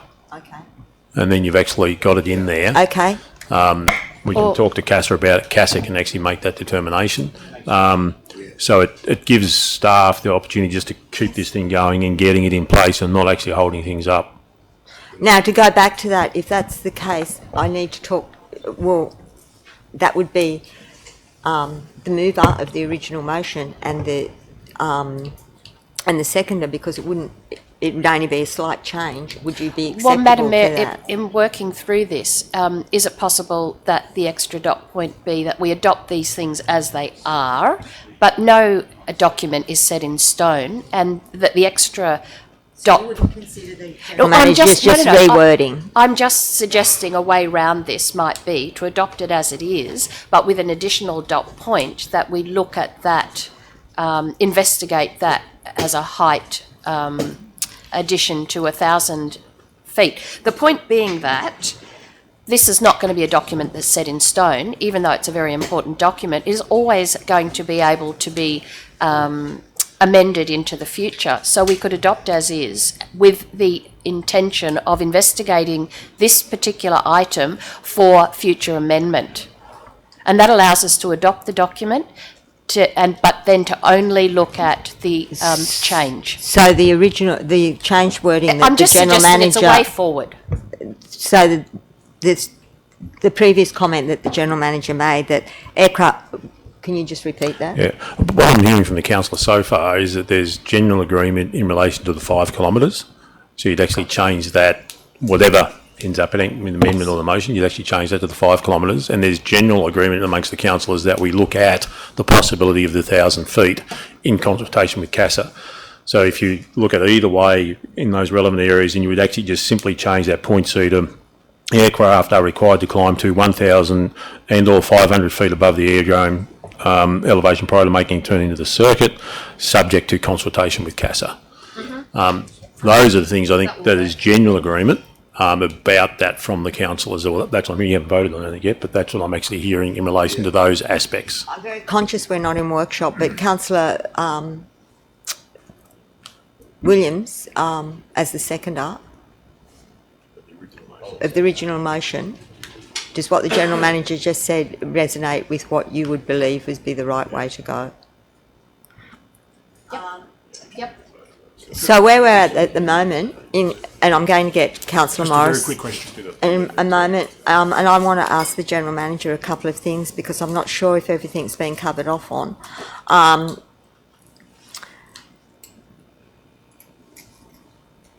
We need to deal with the amendment and put it to the vote.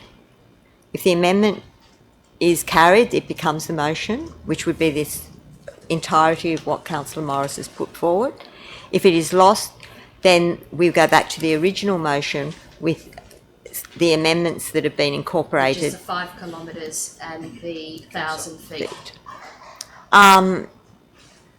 You're What's the difference? got some questions, some further questions, Councillor? I've got a small question, and it really depends on how my fellow councillors feel. I believe that there's, from the discussion, that there's probably a preference from the councillors to adopt 1,000 feet. I would like to consider that the wording that the General Manager had is at 1,000 or 500 with a preference for 1,000, because that indicates that that's what we are looking for so that we move forward. And on the basis, if it was changed in that way and the 5 kilometres was going to be adopted by the mover and the seconder, I would be prepared to vary my amendment to only be in regard to the public holidays. So your amendment is just the public holiday? Yes. Yeah, because otherwise there's no difference really.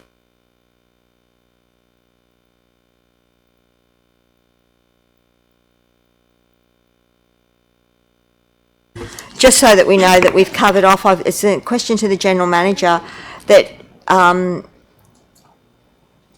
from the discussion, do you think we have discussed and addressed some of the matters, and if you could, raised by Mr. Ulrich in his public forum last night and through his email this morning?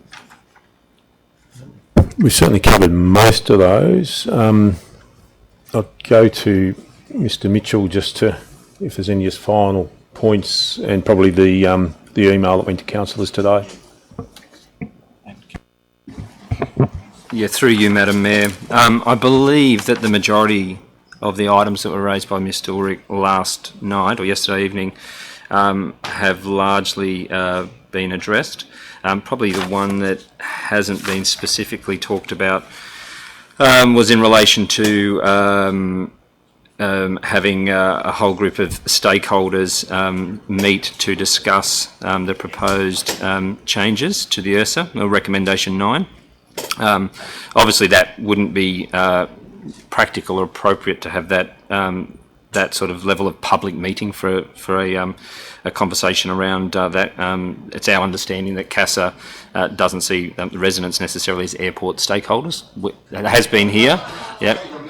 From a CASA perspective, they don't see residents as a stakeholder, but the community and the residents have been considered as a stakeholder in the report that the council staff have put up. So I think that largely addresses the items that Mr. Ulrich raised yesterday. Just in relation to, there was an email that was sent to, addressed to the Mayor, but sent to all councillors from Mr. Ulrich in his capacity as the chairperson of CARG, and there were some questions that were asked, and it's appropriate, I think, to deal with those.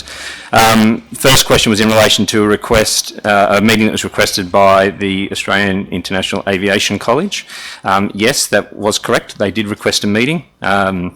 It's my understanding that the college wrote to each councillor individually requesting that meeting, and then a meeting was convened for all councillors to attend at the same time, and 5 of the 9 councillors attended. I didn't get an invitation. Thank you. Okay. Well, that was my understanding that those letters had gone to all councillors. Councillor Horville. So 5 of the councillors attended that meeting, as well as senior council staff. And it's important to note that process in terms of having that meeting at the request of AIAC was no different to the several meetings that were held last year with the Save Kempsey Airport Action Group, which were attended by councillors and senior council staff. So there's no difference in terms of process. The second question was, in the absence of receiving a submission from the college, why was the request for meeting granted? I think I've just dealt with that councils will meet with all a number of ratepayers and local businesses, and this request for that meeting was accommodated. It was no different to any other request, and particularly when no discussions at that meeting were in relation to the specifics of the council report nor the recommendations. Third question that was raised by Mr Ulrich was around what topics were discussed in the meeting. The college requested the meeting as they wanted to ensure that the councils had a good understanding of their operations, both historically and currently, and how they conduct their business. They also wanted to take the opportunity to correct, in their opinion, misinformation and inaccuracies that have been put out in the public domain around their business and their activities, and wanted the opportunity to address some of those items that had been reported. At no stage, as I mentioned, at no stage was the council report or the draft recommendations discussed at that meeting with the Australian Aviation College, and they were given no indication as to what the recommendations in the report that is in front of council today would be. The second last question was, I guess, in relation to other stakeholders from Kempsey and whether they were extended an invitation to attend that meeting. No, they weren't. It was a meeting that was requested by the college. It wasn't a public meeting, and as I said before, it was in the same process and approach that was taken to the two meetings that were held last year with the Save Kempsey Airport Action Group. Last question specifically raised by Mr Ulrich in his email this morning was why wasn't CARG informed of and invited to this meeting when discussions referred to in the noise management plan? That's fairly easily addressed. I mean, CARG's role was to oversee the development of the noise management plan. It's not CARG's role to attend every meeting with an airport user. And so in relation to the stakeholder meetings with other airport users that were conducted during the development of the noise management plan, CARG didn't attend all of those meetings during that process either. It should be noted at the CARG meeting that we did hold on the 14th of June, we did advise CARG, so a week and a half ago, that they were advised in that meeting that the meeting with the college was held. And during that meeting there was no objections that were raised or no issues that were apparent to me that they had any concerns about that meeting at that particular time.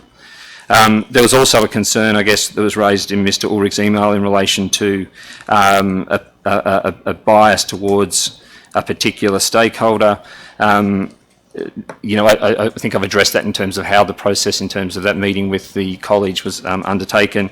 There was no indication, obviously, that there's any bias. All the meetings were held in exactly the same way as they have been with other stakeholders. And as I've said, just to reiterate, there was no discussion at all about this report nor the recommendations within the report.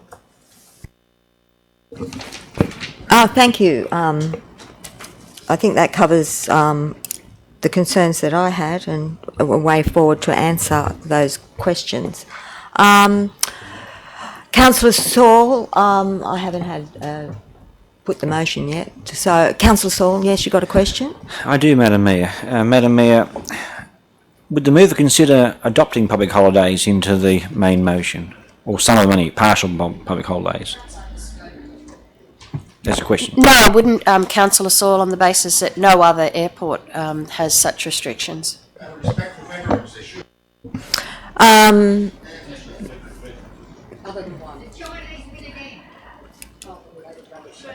Sorry, point of order. I'm going to put the motion, the amendment. All in favour of the amendment? All against the amendment? Wait a minute. Yes, that's correct. What's the amendment? The holidays? Yeah. Okay, so that was 3 against and 5, so it was lost. So the amendment's been lost. All in favour of, so the... So have you figured out what you're going to do? Well, it's more confusing there than that. The question I asked was, would the mover accept public holidays? And that was, the answer was no. Yes. That's correct. So then the amendment was the public holidays. All public, every public holiday. 5 kilometre range. Yes. Yes. Yes. Yes. Yes. Everything else. And 1,000 foot. 1,000 foot. Which is the same. My second question is, I know, but I've got to clarify because this is important. The second point, so my question is,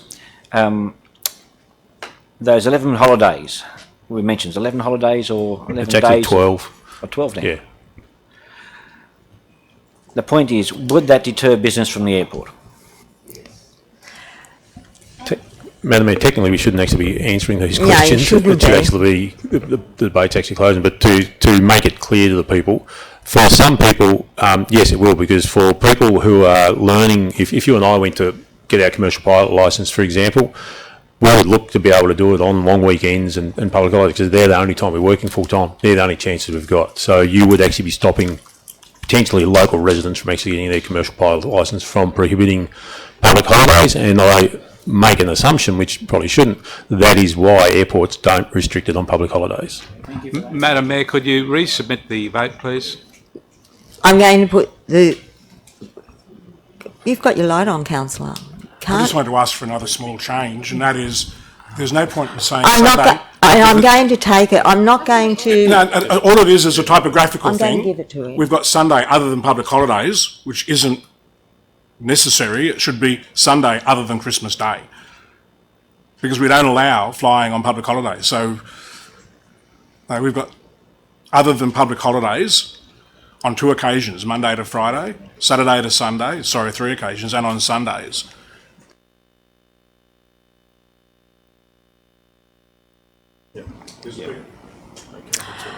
Okay, we're happy now because I am going to put the amendment. All in favour of the amendment? All against the amendment? The amendment has been lost. I now... I'd like to put another amendment, Madam Mayor. Yes, you can. My amendment reads, Madam Mayor, a Kempsey Airport URSA is to be considered by a CARG, a stakeholder group and community, and furnish a report to August Council, with the Council deciding to put the proposal URSA on display for 28 days for community input. Actually, that is not an amendment. That is a foreshadowed motion because it is completely different to what is here. I should have made it clear, Madam Mayor. It's a foreshadowed motion, councillor.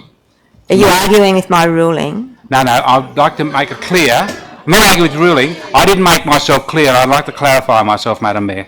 I was incorrect. I'm replacing point 9 with this motion about the URSA going to a stakeholder group. So that's what my amendment will be, Madam Mayor. I still believe that's a foreshadowed because it's completely different to what is in point 9. It's actually bringing up a new way of getting at Correct, URSA. it's a new way, so therefore it is a foreshadowed motion because it's not something that we've already considered. You're talking now about having another engagement, you're talking about CARG, you're talking about completely different to what is already there. Amendments are slight changes, foreshadowed are completely different. It's a foreshadowed motion. Okay, Madam Mayor, that's your decision. it's my That's your decision. decision, but I still think it's just an amendment to that. Okay. Councillor Morris? Um, Actually, we're now, we've got a motion. Are you moving an amendment to the I'm motion? moving in an amendment. Whether you rule it, whether you rule it as a foreshadowed motion, we'll yet to find out. And my amendment is that council, in line with para 1 or recommendation 1, I move that council acknowledge that the residential developments that are impacted by aircraft noise were approved by council without any notification of potential noise impacts or noise abatement measures being implemented. And point 2 is that recommendation 13 be varied at the end by adding, in the interim, that council informs the proponent of any development application within 5 kilometres of the airport that there is a potential noise impact that should be further considered. Now, the point, I suppose I need a seconder before I can mention it, or that council acknowledges that the residential developments that are impacted by aircraft noise were approved by council without any notification of potential noise impacts or noise abatement measures being implemented. I don't know if there's any evidence of that at all. I could take it as an amendment. It's been seconded. in as much as that, Sorry, Madam Mayor, can I just Yes. seek some clarification there? Just in relation to point one, Councillor Morris, before, my advice would be before we put that sort of thing into a resolution of council to acknowledge that's what council did, we want very good evidence to say that we did not consult. And I'm not sure we actually have that at hand to be able to give council the confidence they can actually resolve that way. None of the community members that I'm aware of that have recently built there have been notified of any noise potential. And I know clause 7.8 within the standard LEP is not, has not been implemented simply because we do not have A and EF contours. The second one is adding to 13 is to make it such that there is notification to any proponent of a DA, whether it be for a subdivision or for the building of a house, that they need to consider the noise impact prior to clause 7.8 coming into existence after the A and EFs are developed. So I think that particularly the second point is more of a protection to council so that people don't, council should be aware now that there is potential noise impact. They should be notifying potential developers of that impact. So I'm quite happy to make it just, we add to recommendation 13 that in the interim that council informs the potential noise, informs the proponent of any development application within 5 kilometres of the airport that there is a potential noise impact that should be further investigated or considered.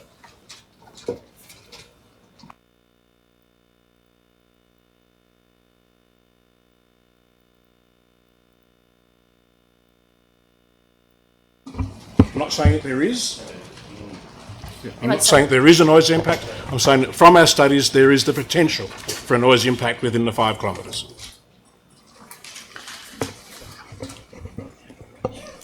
But with what certainty do we have that there will be a continuing operation of circuit training? Like, my understanding is that the conditions of use agreement with the college finish on the 30th of June. Therefore, they are an aviation user of the airport as such. They pay fees exactly as any user would. That may make it cost prohibitive to run their business from Kempsey Airport. They could pack up and go to Port Macquarie. Who knows? And also, the airport's been there since 1936. Does it come as a surprise to anybody there's an airport there? just a moment. We have an amendment. You're moving that as an amendment, councillor? We can. It was moved and seconded. Yes, it's been seconded by Councillor Horval, so we have an amendment. Do you wish to speak to your amendment?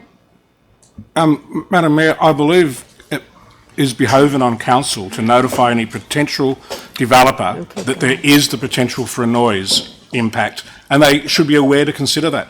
Most people in the community probably are aware of that now, but if we have somebody coming into town that is new, they see a block of land there that they buy, they put in a DA to put in a house, they're not told of any potential noise impact, they don't link it in with that, and then all of a sudden we've got more residents that are complaining that they weren't appropriately notified.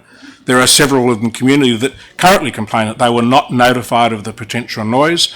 Most of them were not impacted by the noise until there was the increase in airport activity due to circuit training.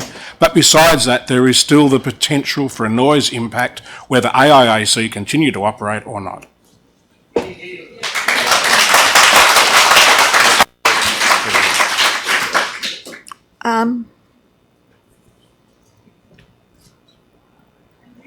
Are they?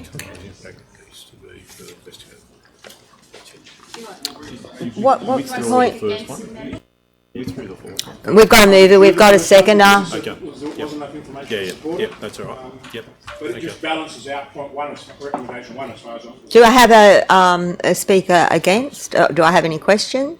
So just to clarify again, if anyone is to develop around the airport, we are to write them a letter to say you are developing around an airport. Is that right? Doesn't this come to people's personal responsibility to do their due diligence that they're buying next to an airport? Excuse me, if you buy next to a railway line, there's a railway, chances of trains going past, and if you buy next to an airport, there's chances that there's going to be airport activity. I mean, that is about due diligence, isn't it, in your own purchasing? Well, item number 11, have I got this wrong somewhere? Item number 11 says that it be notated on the planning certificates. I'm a bit confused here. So, We're starting to develop policy on the run that's always Item 11 dangerous. comes into being after the A and E Fs are generated. What I'm asking is in 13, that in the interim, prior to that, we provide them notification as opposed to what will happen after the A and E Fs have been generated. Yeah, from a staff point of view, I take Councillor McGinn's point that it's actually always when you're purchasing property, the old saying of buyer beware, it's their personal responsibility. However, for this, in the interim, it is reflecting what is in number 11, and it's not an issue for council staff to actually do that. It's not a cumbersome thing for us to manage. So I've got a speaker against the amendment, have I? Well, if I'm hearing that it's Otherwise not I'm a going to put problem the for amendment. council, Yep. so can you just Yes, go on. repeat the amendment? Yeah, Councillor it's there on the screen for all the councillors. It's the second sentence in number 13, that in the interim that council informs the proponents of any development application within 5 kilometres of the airport that there is a potential noise impact that needs to be further investigated or considered. So it is just highlighting there is a potential. May I ask a question? There was another part to Councillor Morris's... Yeah, no, he withdrew that other part. That's the only part? Yes, that's Well, I'm happy for that to go in the original motion if the seconder agrees. Okay. And I believe the you seconder agree? agrees to go in the original motion. Thank you. I put the is there any other speakers for or against? Do you want to right of reply? You can have right of reply. I'm Councillor just a bit Morris? confused where we're up to. If the We have- original motion is happy to accept that as a change, do we need the amendment? Why are we having an amendment? I was going to put the amendment, but probably we don't. Considering that the amendment has now been accepted into the original motion, I would like to move a further amendment, and that is that council notifies in writing all community members that made a submission in relation to this matter of council's determination. I know that that is not in this list of recommendations, but normally when we have such an emotive issue, it is there as a recommendation, and it's something that I believe should be undertaken. Through Madam Mayor, you could simply add that to point 3. Point 3 deals with noting the submissions, and we could actually just add a sentence there that they be notified in writing of the outcome. Happy to accept that into the original motion. Yes. And Madam Mayor, Further amendment, councillor? I guess you've got several more. no, I've got one more, Madam Mayor. Thank you. And that is on paragraph 7, that we change that prior to executing any agreement, we add after agreement that prior to executing any agreement or lease negotiated by council staff with a pilot training operator, instead of saying undertake circuit training, to facilitate circuit training at Kempsey Airport, a report to council is provided. So just a couple of minor changes to change undertake to facilitate and to extend it to being an agreement or a lease.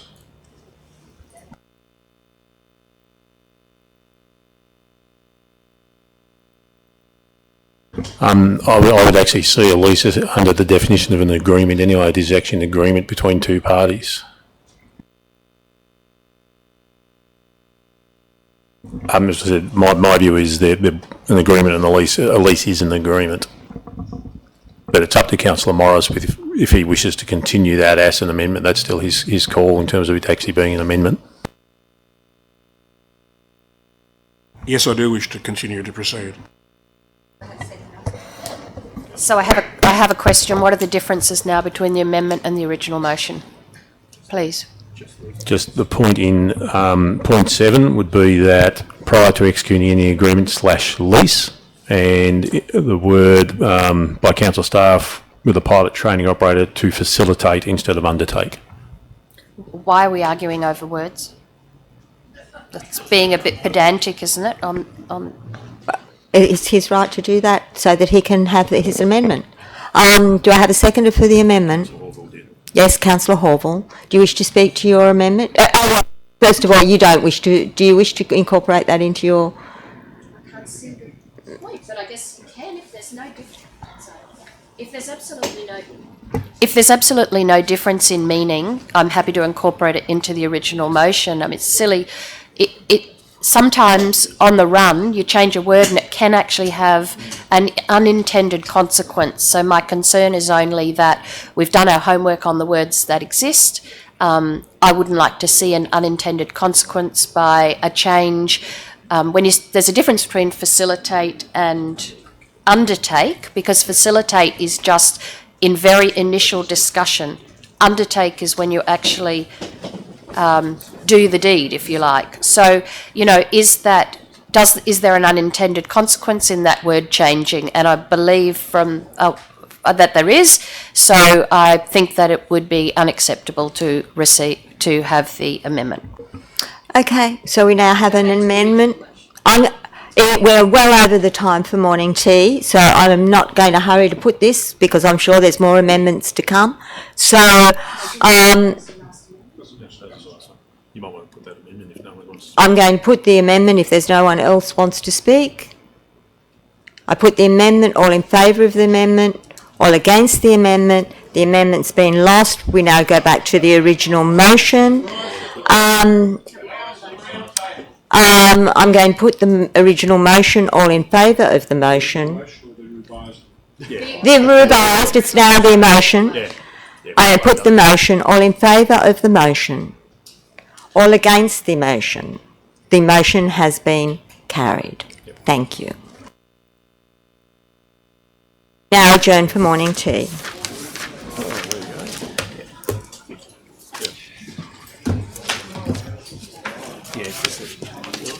Yeah,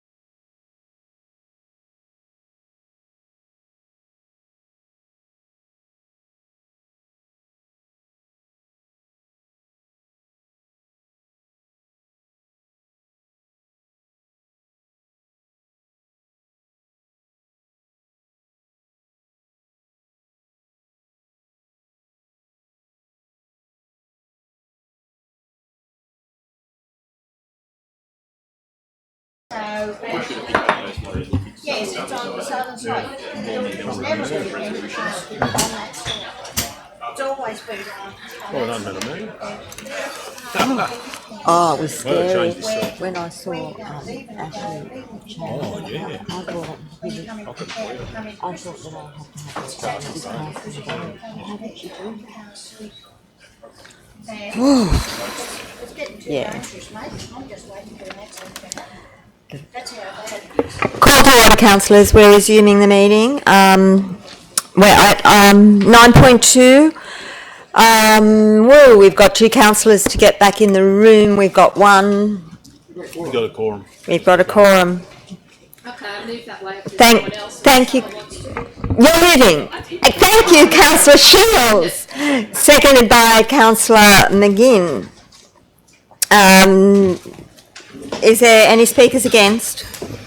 Not a speaker against, Madam Mayor, but a comment or a can I speak question to the motion? and possibly an amendment that may actually be Well, incorporated. in that case, I'll let the mover speak. Thank you.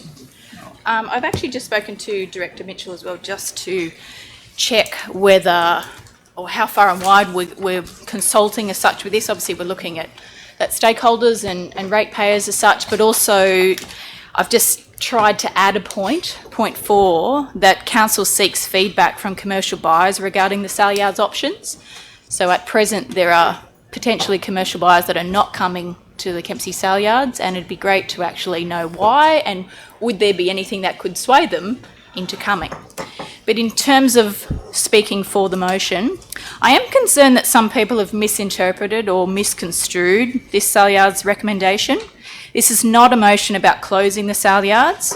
All 5 options include the Saleyards continuing to operate near Kempsey. This recommendation is about finding out how the community would like to see the Saleyards move forward. We as a council understand the value of agriculture and that it's one of our strengths of the Macleay Valley. We want to build on that strength, and even the North Coast Regional Plan acknowledges that our prime agricultural land sets us apart from other shires. The options paper doesn't discuss the benefits of the Saleyards, as Mr Moore rightly identified in his public forum speech yesterday, but that's because we're not trying to justify whether we have a Saleyards or not. That's not what this motion is about. It's about what we want to happen at the Saleyards moving forward. So these 5 options came about from council's discussions with farmers and with stock and station agents. Each of these options has been suggested by these stakeholders. So the 5 options are maintain as is as number 1. That's probably not a long-term strategy though, because it will lead to future deterioration of the yards, and they may end up like our surrounding Saleyards in other shires. Second option is to upgrade. Council has been criticised that we haven't applied for grant funding so far, as other councils have for their Saleyards, like Casino, like Scone. However, we need to know which way we're moving forward with the Saleyards first. Are we staying in this location? Are we possibly moving, as has been suggested as well? So to upgrade would require significant community consultation that would strengthen our grant funding applications, which this is what we're doing at the moment. Third option is to lease. The leasee would operate and maintain the Saleyards, but that doesn't include any significant upgrade or funding from council. Fourth option is to sell, and we're not silly. People have suggested that the Saleyards could be sold and they could be closed and another Saleyards opened up elsewhere outside of our shire, but we could actually use commercial and contractual methods to ensure that the Saleyards still operate in Kempsey or right near Kempsey. And the 5th option is to build a new facility.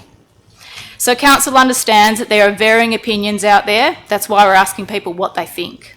Some people believe that council do a great job of running the Saleyards. Others believe that a commercial interest would do a better job. Some people are happy with the scale and throughput of the current yards, but others would like to see growth. So I urge you all to read the options paper and make the decisions for yourself. Make up your own mind. Don't rely on what is being said out there, because some of it is actually false. I also urge you to widen your perspective and dare to dream. Change can be daunting, but it can also represent opportunity. For example, this could be an opportunity to build a multi-use facility that incorporates an equestrian centre and a Saleyards. So that's what this is about, this motion. We want to know your ideas. We want you to submit your ideas. We also want your thoughts regarding how we run the current Saleyards, how that could be done more effectively and more efficiently. but also we obviously want to know which option you prefer so that council can move forward and conduct detailed investigation into those top options. Thank you, councillor. Well said. Do I have, I obviously have a speaker against, councillor Morris? No, you don't have a speaker against. You have a question. You have a question, which, And then I'll take councillor which may lead I have a to question too, Madam to an Mayor. amendment. I'm fully in favour of what is there, but from the number of emails that myself and I assume all the other councillors have received, and some of the comments that are floating around in the community on social media, I believe we need to. And I agree with Councillor Shield's suggestion about engaging stakeholders that don't use the yards to try to encourage, find out why and try to encourage more to come. But I'd also like to think that we would add, and if it's not adopted by the mover and the seconder, I'll move it as an amendment, that we have a information session at 2 or 3 of the sales in the public exhibition period to promote and advertise to people what is going on. And that we want their information and why we want and need their information, and 2, that we enunciate there in a recommendation that we are not, that none of the options are about selling or about closing the sale yards. They are all about continuing to provide a sale yard within the Macleay Valley. Now, I know that was in bold in the report, but if that was actually included in the recommendation, that would clearly spell out what we are intending to do. We need to tell the community more clearly what is happening. And I think by putting in a recommendation that that it is noted that none of the options involve closing the sale yards, and 2, and another one, that we have information stalls and or a community workshop during the exhibition period to explain and provide information to the stakeholders. Madam Mayor, I'm going to suggest just if you to incorporate what Councillor Morris is talking about, you could extend recommendation 1 that council no strategic analysis presented in relation to the Kempsey Saleyards, noting that all of these That closure is not. that closure is not one of the options. I think if anything, it'd be better if it was a separate recommendation, because that way it's not going to be missed at the end. Yep. It's going to be read as a separate recommendation. And ideally, that could be number 1. That could be number 1. Yes. Council does not intend closing it. Number 1. Council acknowledges that all options include the continuation of a functioning sale yards within the Macleay Valley. So much more positive than saying not closing. Sorry. Yeah, beautiful words. Mover. Councillor Shields, you're happy? Second are happy. Brilliant words. My other point, once Daniel is ready though. And I agree with Just that council seeks feedback from commercial Yes. buyers regarding the sale yards options. Yes. And it's up to them whether they That's- actually choose to participate or not. But 3, council 4. actually, yes, 4. Okay, sorry, what was that one? That council seeks feedback from commercial buyers regarding the sale yards options. From commercial buyers regarding The sale yards options. Maybe potential should be in there, not commercial buyers, because it makes an assumption it's going to be sold. Commercial cattle buyers. Oh, I'm sorry. Yeah. Sorry, commercial cattle buyers. Yeah, that sounds. Let's clarify that. Spelled Didn't out. pass the Why test, aren't you bringing Susie. your cattle here to be sold, or why aren't you coming here to buy? Thank you for the clarification. Stop. Commercial livestock buyers. Then. There we go. Madam Mayor, may I ask a question, please? Councillor, until we get what Yep. Councillor Shields and Councillor Morris have been talking about, and then I'll take your question, and I'll take Councillor Saul. Just also the part, I agree with Councillor Morris, it'd be good to have some form of community consultation, maybe at the sale yards initially within the period. Yeah, I can. There'll be a lot of people that may Yeah. not be able to access the internet or see the options, you'll say Macleay, things like that online, so It would have maybe been- that would be an option. As with the preparation of this report, we actually went to the sale yards and did the surveys, and part of our process with this would be going to the sale yards again and setting something up and actually having that communication as part of our process. Great. That looks good. And in fact, can we tweak one slightly, instead of just saying ongoing functional operation, but ongoing to say that the intention is to try to enhance. We'll say an ongoing operation then? Well, so we've got Functional sort of sounds ongoing, restricted. or ongoing and enhanced operation. Well, technically, number one is an enhanced operation. It's just continuing as Yeah. is. Okay, just leave it as continuing Yeah, essentially, yeah. Saying not to close it. with options Yeah. for improvement. Mover and seconder, are you happy with the, yes. That's an improved recommendation. Thank you, Councillor Light. is the number 6 is about the Saleyards, is that, that any engagement, the community engagement during exhibition period? We're just doing that as a matter of course anyway. So you're happy just to have it done as a matter of course, without it stating? Yeah, it's operational. What, Yep. Mover? I'm happy with that then. I'm happy with that. Councillor Horval? Councillor Morris, I can't see your light again. Yeah, it's off. Thanks. Thank you. Thank you, Madam Mayor. My question is to Director Fish. No, don't put it on him. Director Mitchell. Just for clarification for the councillors, in terms of asking questions, actually all come through either the mayor or to the general manager, and then we will pass it on. It's just, in practice is what we're doing, and that's how it'll keep working, is just, in terms of proper process. Thank you, that's Mr what General should happen. Manager. I apologise for incorrect procedure. So, through you, Madam Mayor, would you seek from the staff, at what point will the budgeted figures, which we saw would happen for 1920 year, become the firm numbers for 1920? How soon after June the 30th will we know those figures? Through you, Madam Mayor, I'd expect that within about a month or so of the end of the financial year, we'd have a clearer picture of the financial results for the Saleyards over the last financial year. Right. So, with that answer, Madam Mayor, I would move an amendment, or maybe the mover would accept it, that as soon as those figures are available, they be put on the council website so that people know the actual figures when they are considering writing their submissions. Because at the moment, speaking to it very quickly, it will have an effect on how people write their submissions, depending on whether we're losing a lot of money or we're line balling it. And at the moment, budgeted figure said we were going to be close to line balling it with the amount of money not having to be paid on the previous loan. Councillor, Director Mitchell? Yeah, through you, Madam Mayor. Councillor Horval, if you go to page 12 of the Strategic Options Analysis Report, there is a table in there, Table 3, which does give a financial performance overview. And so it does have extrapolated results for the 2018-19 financial year. So it's based on 8 months worth of actual results. 1920 or 1820?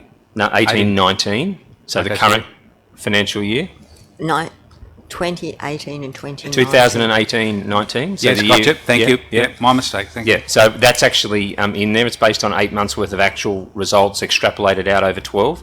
There obviously, will be a chance that those numbers will be different to that extrapolation, but they provide a pretty good indication of the likely financial result over the financial year. So, through you, Madam Mayor, would the Director think that this amendment is not necessary, that people would have enough information? Yeah, through you, Madam Mayor, I think that there's sufficient information within the report. Personally, if I was looking at this, I think there's enough history around the financial performance. I think we've included 15 to 20 years worth of historical financials. There's a whole lot of financial modelling which looks at forecast financial results and sensitivity analysis. I don't think that there's any extra value that an updated actual result for this year when we've got the extrapolated result in there already. There'll be a timing issue with that as well, because by the time we get that, it'll probably be the end of the first or second week in August, which will be the end of the 42 days anyway. Close to it, yes. Yeah, and the report that we would ultimately bring back post the public exhibition period will take into account where those financial results actually landed in any event, and to the extent that that had any impacts on our future forecasts that are included in the financial modelling. Thank you very much. Councillor Saul? Thank you, Madam Mayor. Madam Mayor, Councillor Morris has jumped the gun on me, but the thing is, I support what I've seen there. The important part, Madam Mayor, is the public must know what's happening. We need to information days are very good, but through the media and media sources and outlets, we must tell the farmers and those who don't sometimes use social media or other outlets what's happening so they are included. I mean, agents can help, but the thing is we do need to have submissions come in, because the case is we need to fight for the Saleyards and fight hard. So I urge council and others to make it well known that that ratepayers need to submit to support their Saleyards. Thank you. Do I have any speakers against? Councillor Shields, close debate. It's not actually closing debate, just to check some, just to clarify some things. When would it likely to be going on public exhibition? When would it likely to be starting? End of the week? Next week? All right, just because I know I'll be asked that. Yeah. And the other thing is, some people may never have submitted to council, some of these farmers, so just that they understand the public exhibition period and how it works. So it'll be on council's website under public exhibition. It'll be on Your Say Macleay. Correct. That they could actually come to council and view the documents if they don't have the internet. We'll have copies available in customer service for those people who want to come and look at them, like a hard copy there.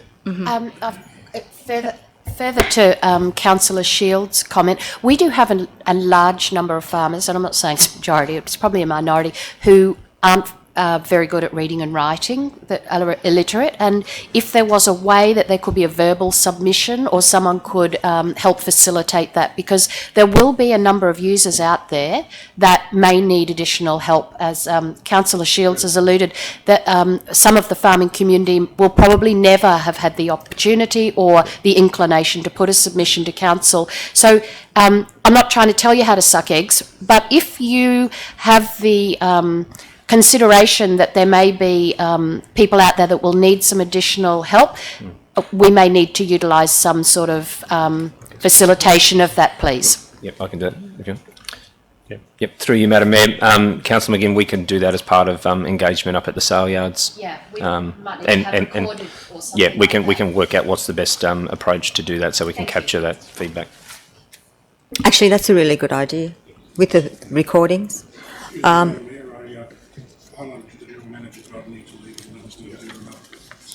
Thank you.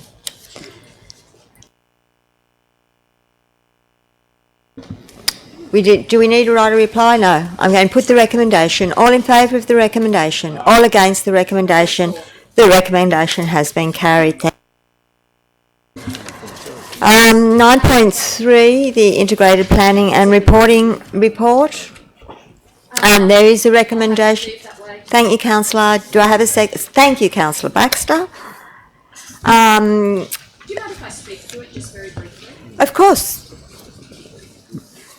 Madam Mayor, I know we're all going to support this because there's been a tremendous lot of work go into it and we've all been involved in it. But I think if I didn't make a comment, it wouldn't be doing justice to the staff that have all inputted into this and the significant work that's gone into the integrated planning and reporting plans. I mean, for the benefit of those who are not on council, we've got the operational plan, the long-term financial plan, fees and charges, revenue policy, rate categories 1920 and the 10-year works plan.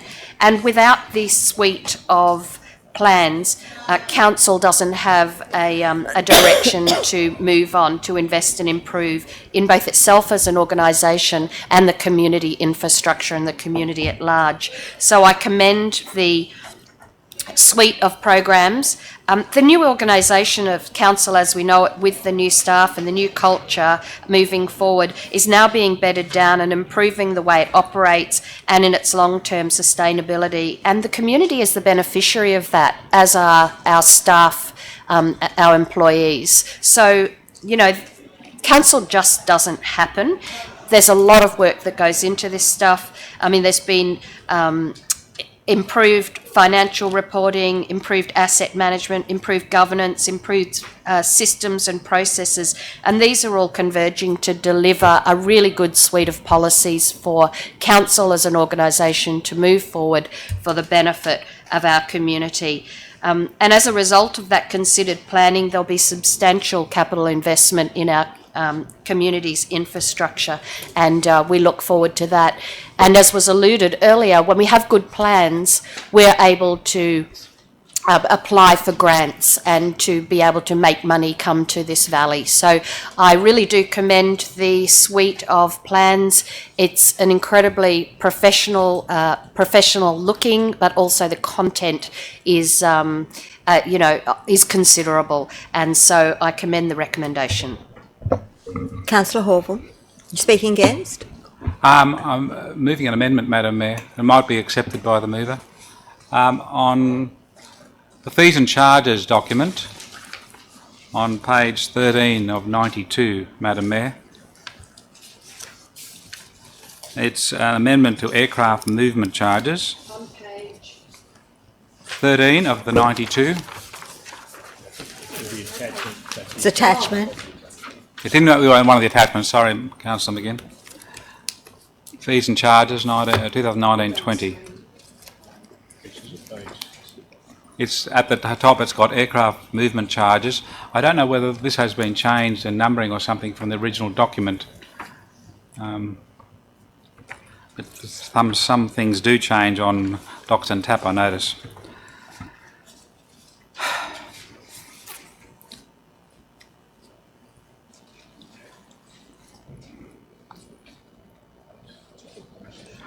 Right, so the amendment I'm putting forward is to enhance the income from the airport. At the moment, aircraft are subject to airport fees, airport parking fees are exempt.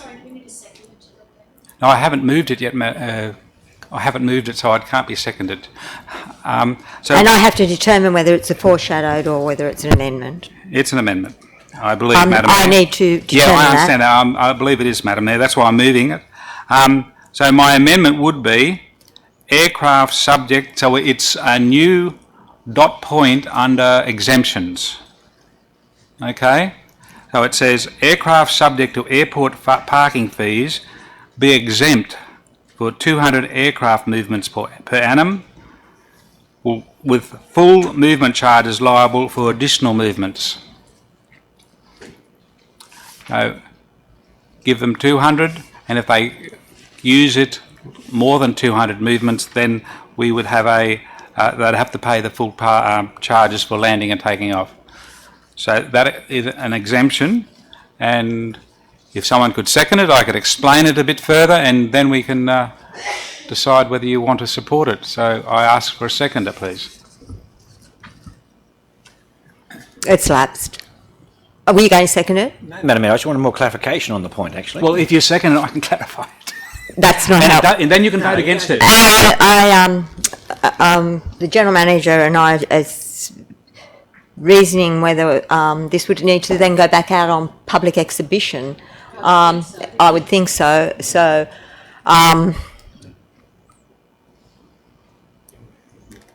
maybe it's something for next year. Could I make the suggestion that if Councillor Horville's got a really good idea that we should be adopting, and we shouldn't be averse to perhaps good ideas that come when we do things a bit differently, maybe the suggestion can be made for consideration for fees and charges next year. can I just ask Councillor Horville a question? Is why you didn't raise this earlier so that it could be considered? It was given to me 10 minutes ago by Councillor Morris. I've just read it, Madam Mayor. He's found this, and he thinks that without that exemption being put in there, any users of the airport will be given for $500. So I need to ask Councillor Morris why, in the 42 days that we've had this out, why he hadn't. I have no idea, Madam Mayor. I can't answer the question. I was just given this, and I was moving it on his behalf because I wanted to consider it. But if it has to be considered and put out in public display, well, then it can't be put in. It would be my understanding of your ruling. Well, it can be, but we would have to then put all our integrated planning and reporting back out, and we would breach. Yes. We have to have it done by June the 30th, so it's impossible. Or just that individual fee and charge. I'll get some advice from the General Manager. It's certainly, like any review of fees and charges, we can put them out individually. With this particular one, I'd hate to be making a decision or making a recommendation to council on the run without knowing the background, the reasons why. So I think if Councillor Morris, you can feedback to Councillor Morris if he would like to send it in, we can certainly have it as a part of a discussion and a briefing with councillors and be considered at some point in the future. Yeah. I'll give it to Director Mitchell. So that your amendment's got no seconder? No, and it's lapsed. Yeah. It's lapsed. Out of order anyway, Madam Mayor. So you've withdrawn the, I withdraw it because it's out of it's order. lapsed. So I put the motion. All in favour of the motion? Oh, you've got a question. I just want to add something, Chair, if that's all right. Are you speaking for or against? Yeah, just add something to Councillor McGinn's endorsement of this integrated planning document. I just want to add, let everyone know that an astonishing, thanks to the professional behaviour of the staff, the skill of the staff, we've this year, this last financial year, we're looking at over $109 million received into the Valley in government grants. This is an astonishing achievement which has helped the Valley move along. I think a lot of people get bogged down in the minutiae and forget the big picture that some short 4 years ago the Valley was ranked 4th poorest in New South Wales out of 130 LGAs. And the fact that we're moving out of that 4th poorest, I think we're 6th poorest at the moment. And this massive amount of money that the staff have garnered for us through their grant applications, I can't thank them enough. Unemployment's dropped, the economy's moving, and I want to endorse Councillor McGinn's praise for the staff and what they've done. So thank you. Thank you, Councillor. Councillor Horville's got his light on. I apologise. That's all right, he hasn't. No more speakers for or against, but I can't let the operating plan, long-term financial plan, fees and charges, revenue policy, rate category and 10-year works program going without saying something. I think this is in all the time I've been on council, this has been the most timely, the most well put together, and the most comprehensive, particularly in the operating plan. The amount of work that is going to be gotten through in the next 12 months will really see a significant change for the community in what's going to be delivered. I put the recommendation. All in favour of the recommendation, all against. It's been carried. Oh, did I ask for any against? Yeah, no, Councillor Hall voted against. Against? Oh, sorry. Just timing-wise, it was after Councillor said that again. Sorry. Do you want to record it as unanimous? Yeah. Yes. Okay. Thank you. Okay, we're on to item number 9.4. It's a planning matter. There is a recommendation. Move that way. Thank you, Councillor Saul. Seconded by Councillor Williams. Do I have any speakers against? Okay, I have a question, Madam Mayor. One of the things, if I may ask through you to one of the staff, one of the submissions against this subdivision was talking about the proximity of high-level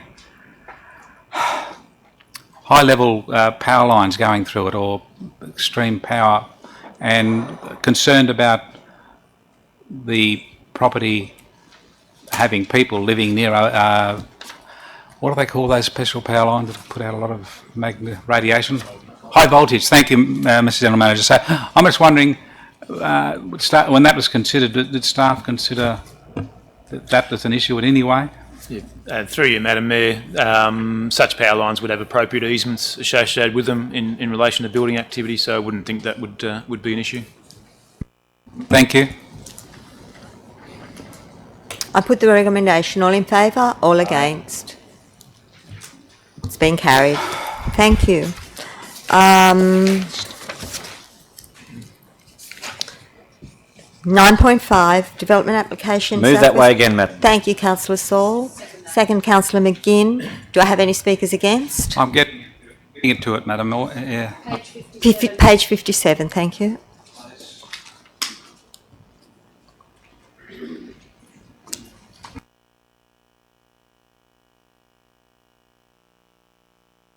Yes, I have a general question, Madam Mayor, if I may ask.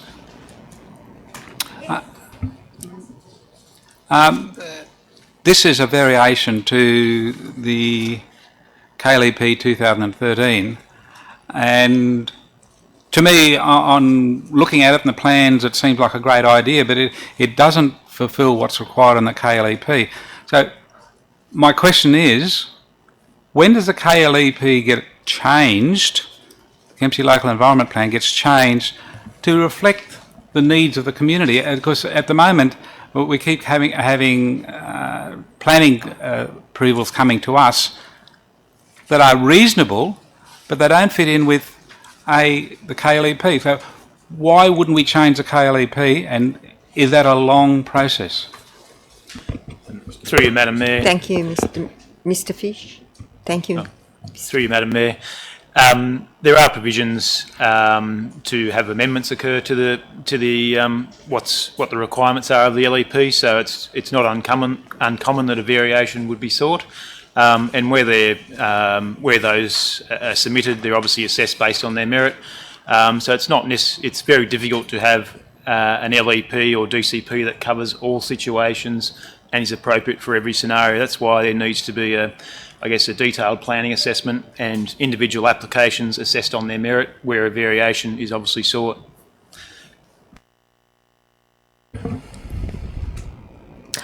So if there was a variation, what would be the time frame if we decided we wanted to change the KLEP? Is it? Through you, Madam Mayor, yeah, the process to amend the LEP is a significant process. Similar to obviously the proposals like you've just seen with in terms of planning proposal, gateway exhibition. So it's quite a significant process to get to the point of an LEP amendment. But as I said, there's provisions to seek amendment or variations to what's in the LEP, which is obviously the items that you see. There are many items that staff assess under delegation where there's no variations sought. So we're talking months or years if we wanted to vary it? Years? Yeah, it would be 1 to 2 years normally. And I think what Mr. Fish has just highlighted is that while for US councillors it seems like we're getting all these variations in terms of DAs in relation to the LEP, in fact that is a very, very small percentage of all the development that's actually going on that meets the LEP. So it is only a very small percentage of the development activity that's actually occurring. And there's no way of actually really capturing all those, because if you look back over the last 6 months with those, they'd all actually be very different as well. So it is very difficult to do that, and hence the reason the LEP allows for this sort of amendment coming to council. Another question? Yeah, final one.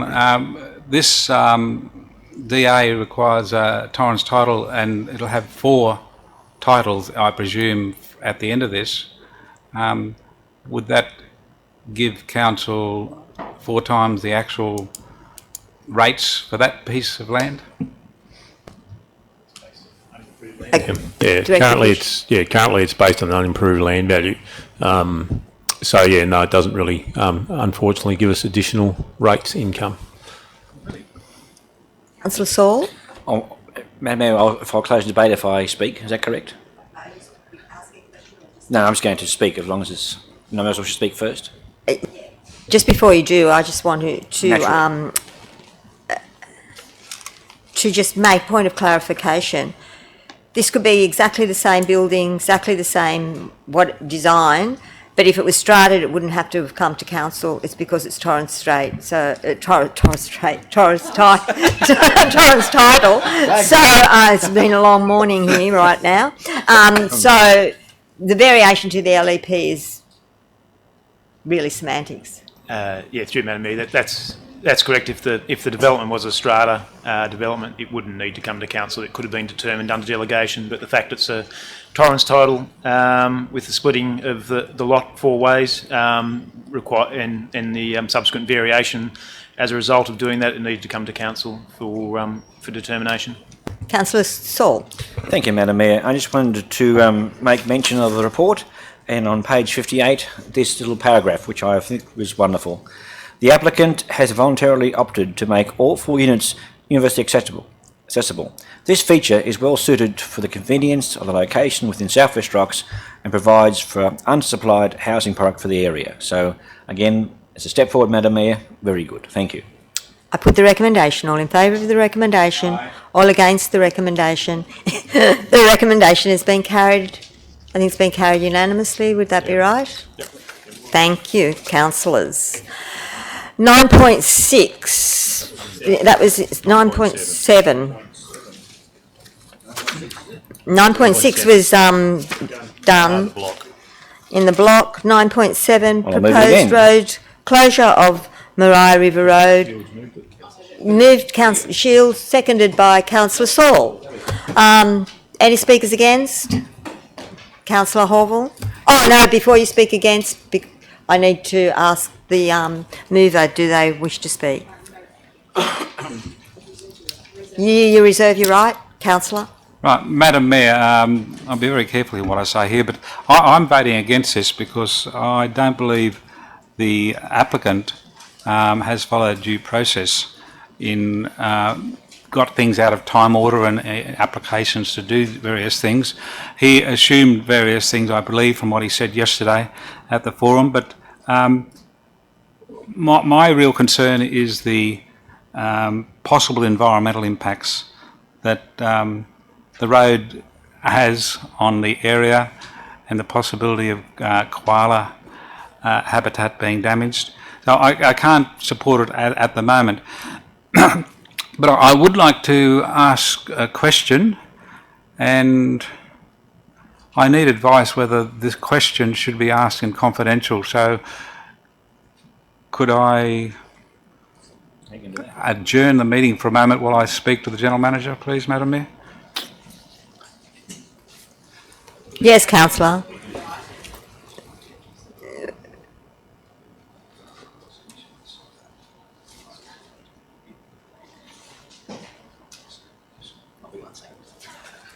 Bathroom break.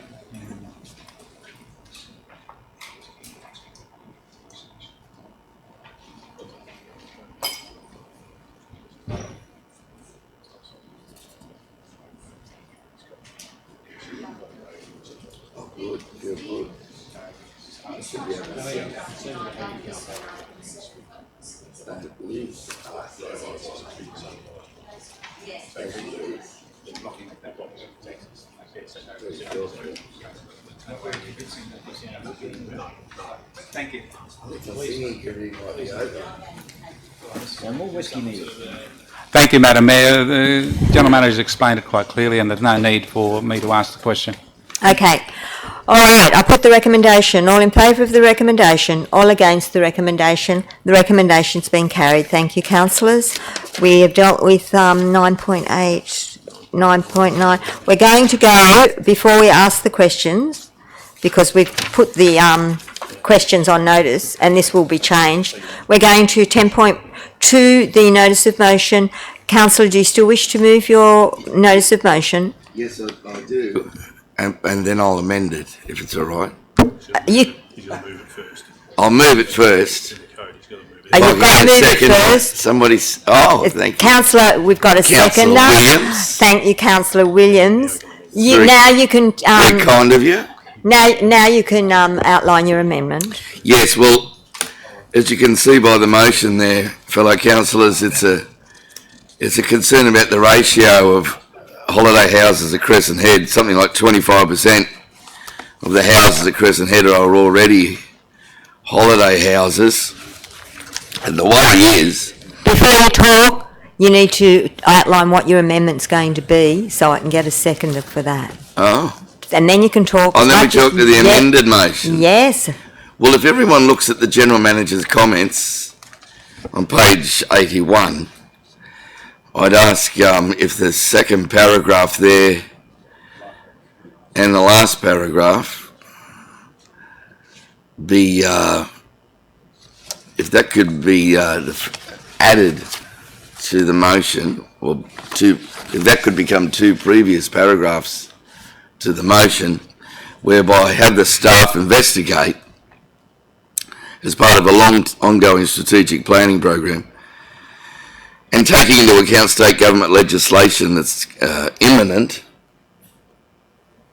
and look at LEP restrictions or LEP strategies. So before we get a seconder, That paragraph? That paragraph will form your amendment. Yes. That's up here now? Yes. No, that's it.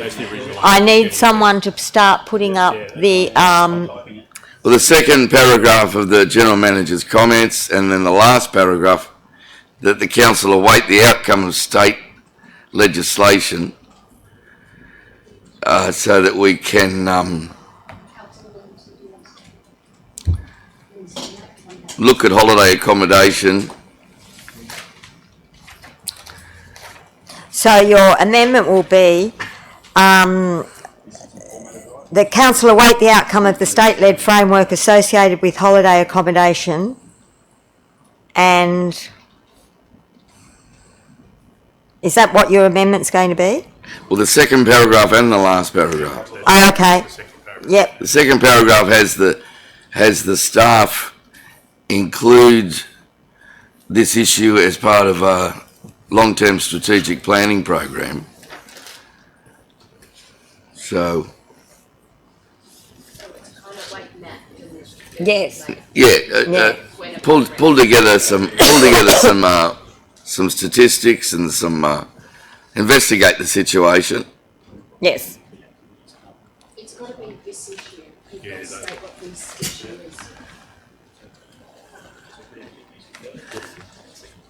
Yeah, can we change this issue? Should we change this issue to? Through Madam Mayor, if I can just say that it's probably far better to have just point 2. Yeah. That allows us to get the outcome of the state-led framework, which relates back to the strategic planning framework as well. So if you put that one in, the second one will flow from it as well.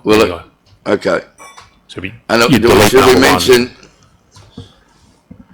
should we mention Crescent Head, or we look at it across the whole valley? Yeah. The state-led framework is actually for the entire state, and we can actually look at it, and it obviously have particular relevance to areas like Crescent Head and South West Rocks, Stewart's Point. Yeah, okay. Yeah, I thank you for that. Well, I'd like to put that amended, and then the second is happy. Yes, are you happy? Thank you.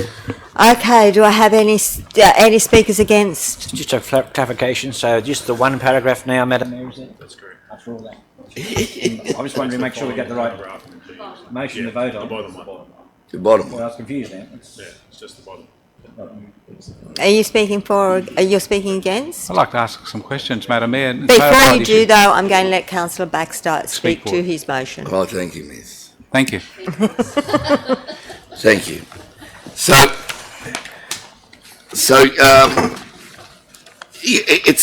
what we want to do is avoid the crisis that's hit Byron Bay. Byron Bay are up in arms. They feel like they've lost their soul. They've been gutted by far too many holiday houses, far too much tourism. It's a matter of keeping the ratio of holiday houses to permanent houses so that Crescent Head or all these seaside villages don't lose their soul. So yes, it's an argument for us to intervene into market forces, not let market forces run the structure of these seaside villages,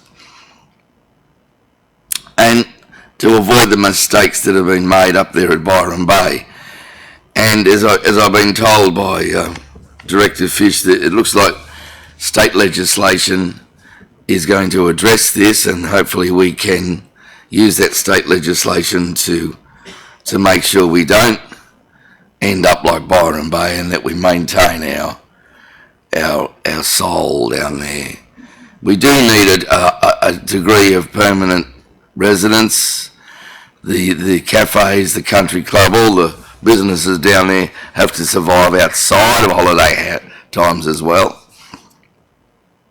So for those reasons, we need to encourage a maintenance of the ratio. And indeed, the land releases out there at the bottom of Kaluk will address this, and hopefully we can get back to a higher level of permanent residents out there at Crescent Head and maintain the ratio. So I put the motion to my fellow councillors. They could support that. Thank you. A question from Councillor Horval and then Councillor Saul.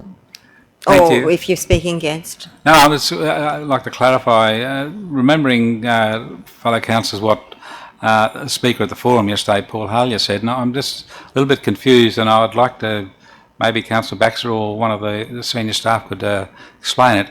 He talked about the fact that with only 24% of accommodation at Crescent Head as a holiday accommodation, and that means 76% aren't.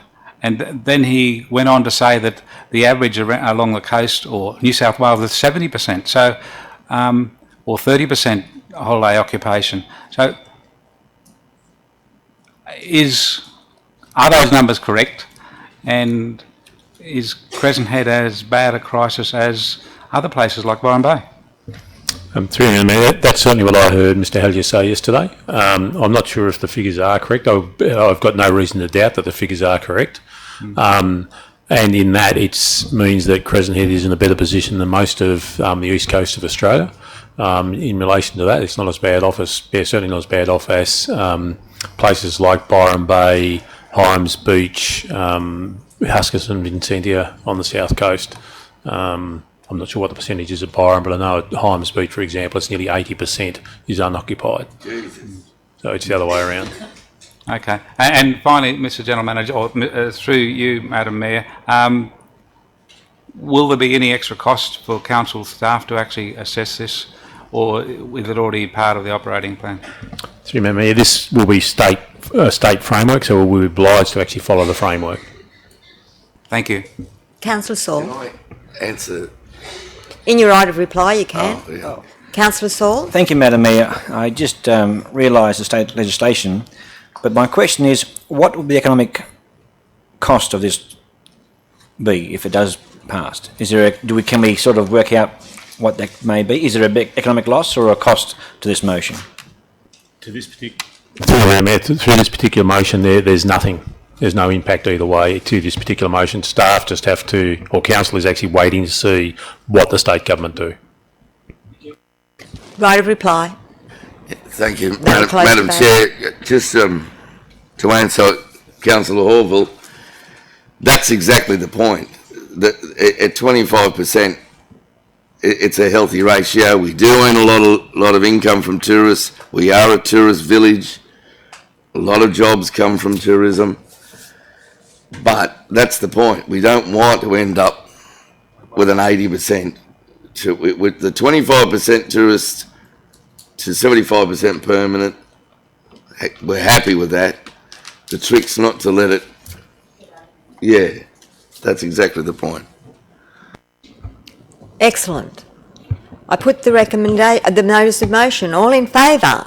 All against? That's been carried unanimously. Well done, Councillor. Questions on notice? Councillor McGinn, Councillor Shields. My questions are just about the commencement dates for the Back Creek footbridge, the South West Rock Sporting Field lighting upgrade and the Back Creek amenities. I've been fielding lots of questions about those.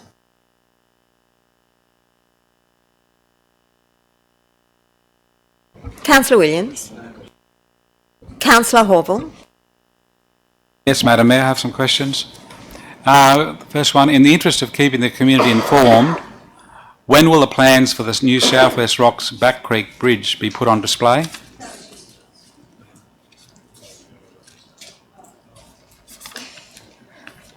Since the 20th of June 2018 letter from the Health Minister concerning improved parking at Kempsey District Hospital, what discussions and decisions have occurred between Kempsey Shire Council staff and Mid-North Council's Health District officers on this matter?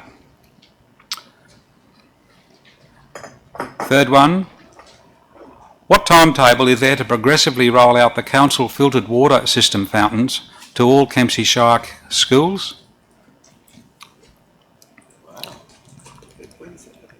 In respect of the tropical soda apple infestations. How many private landowners have been issued with infringements for not managing infestations on their property?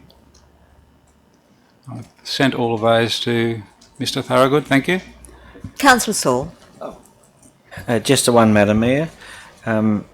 Has Council considered more ranger activity in the CDB in regard to parking and dogs off leash? Thank you. Thank you, Councillor. We need, so that ends the public sector. Thank you. I think Councillor Baxter was waving his hand to do that, so we'll move into confidential. And we will second it by Councillor McGinn. So we're now in confidential. We just wait till the Argus. Thank you, Ruby. Thank you. You've sat there again.